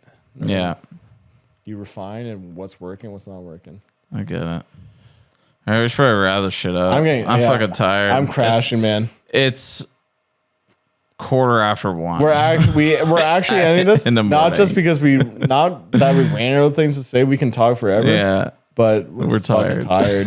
It's literally our body telling us it's time. I usually go to bed at I usually stay up later, but I'm like usually in bed by like maybe 9 o'clock. Really? Yeah. Wow. I go to bed at 11. But like I'm in bed at that time, but like I don't really go to sleep until like maybe 12:01 because I'm still doing comments and DMs and stuff. Oh. Yeah, that's my work life, man. Dude, It's bad. once it hits 9 o'clock, I do my best to turn off everything and just like watch some stupid ass TV. That's good. That's so good for you. I need to do that. Is it though? Watching some stupid ass TV, I mean, in my mindset, I don't like that because it's like, I could be doing other things to be productive and good use of my time. But I know it's also good for you to just escape from work, I guess, for a second. I mean, I know we're so used to like doing the whole 9 to 5 kind of aspect, but when you're doing YouTube, I don't know. It just feels like it's like a never-ending game. There is no time. There is no punch in, punch out. It's 24/7, and I think that's where I kind of realized I just need to chill. yeah, Need my health back. totally. Yeah. All right, close her out. Who are you? Plug all your shit. I'm Metalbirb. I react to metal music, and we, you know what to do. Do whatever you we want. kind of have the same audience. Yeah, we have the same audience. All right. I don't really go for the bleghs. I go for the goes. So You go for the goes. You're gonna be the go guy. yeah, exact same. You're gonna have go shirts. Literally the same fucking color too. Same hats. You know what's hilarious is that what's his name? Termina has like the same printing company, like they use Big Cartel and everything. Oh yeah. Yeah. So Andy was reacting to a song from somebody that did it on Twitch. And I have one of these that's like black, red stitching. And I thought he was wearing one of my BLEGH shirts. And I got all excited. It wasn't. It was a Termina shirt. Oh really? I love Andy, though. He's a great vocalist. Yeah, and he's cool too. I like. He is chill. Yeah. Anyway, I guess that's the end of our podcast. I guess so. All right. Thanks, guys. Peace. I don't even know if the video is still working. Comment down below. Spice up my life. Let us know what you thought of this podcast. Toodaloo, motherfuckers. Let's fucking do it. Dog's got a poop. It's got a shit.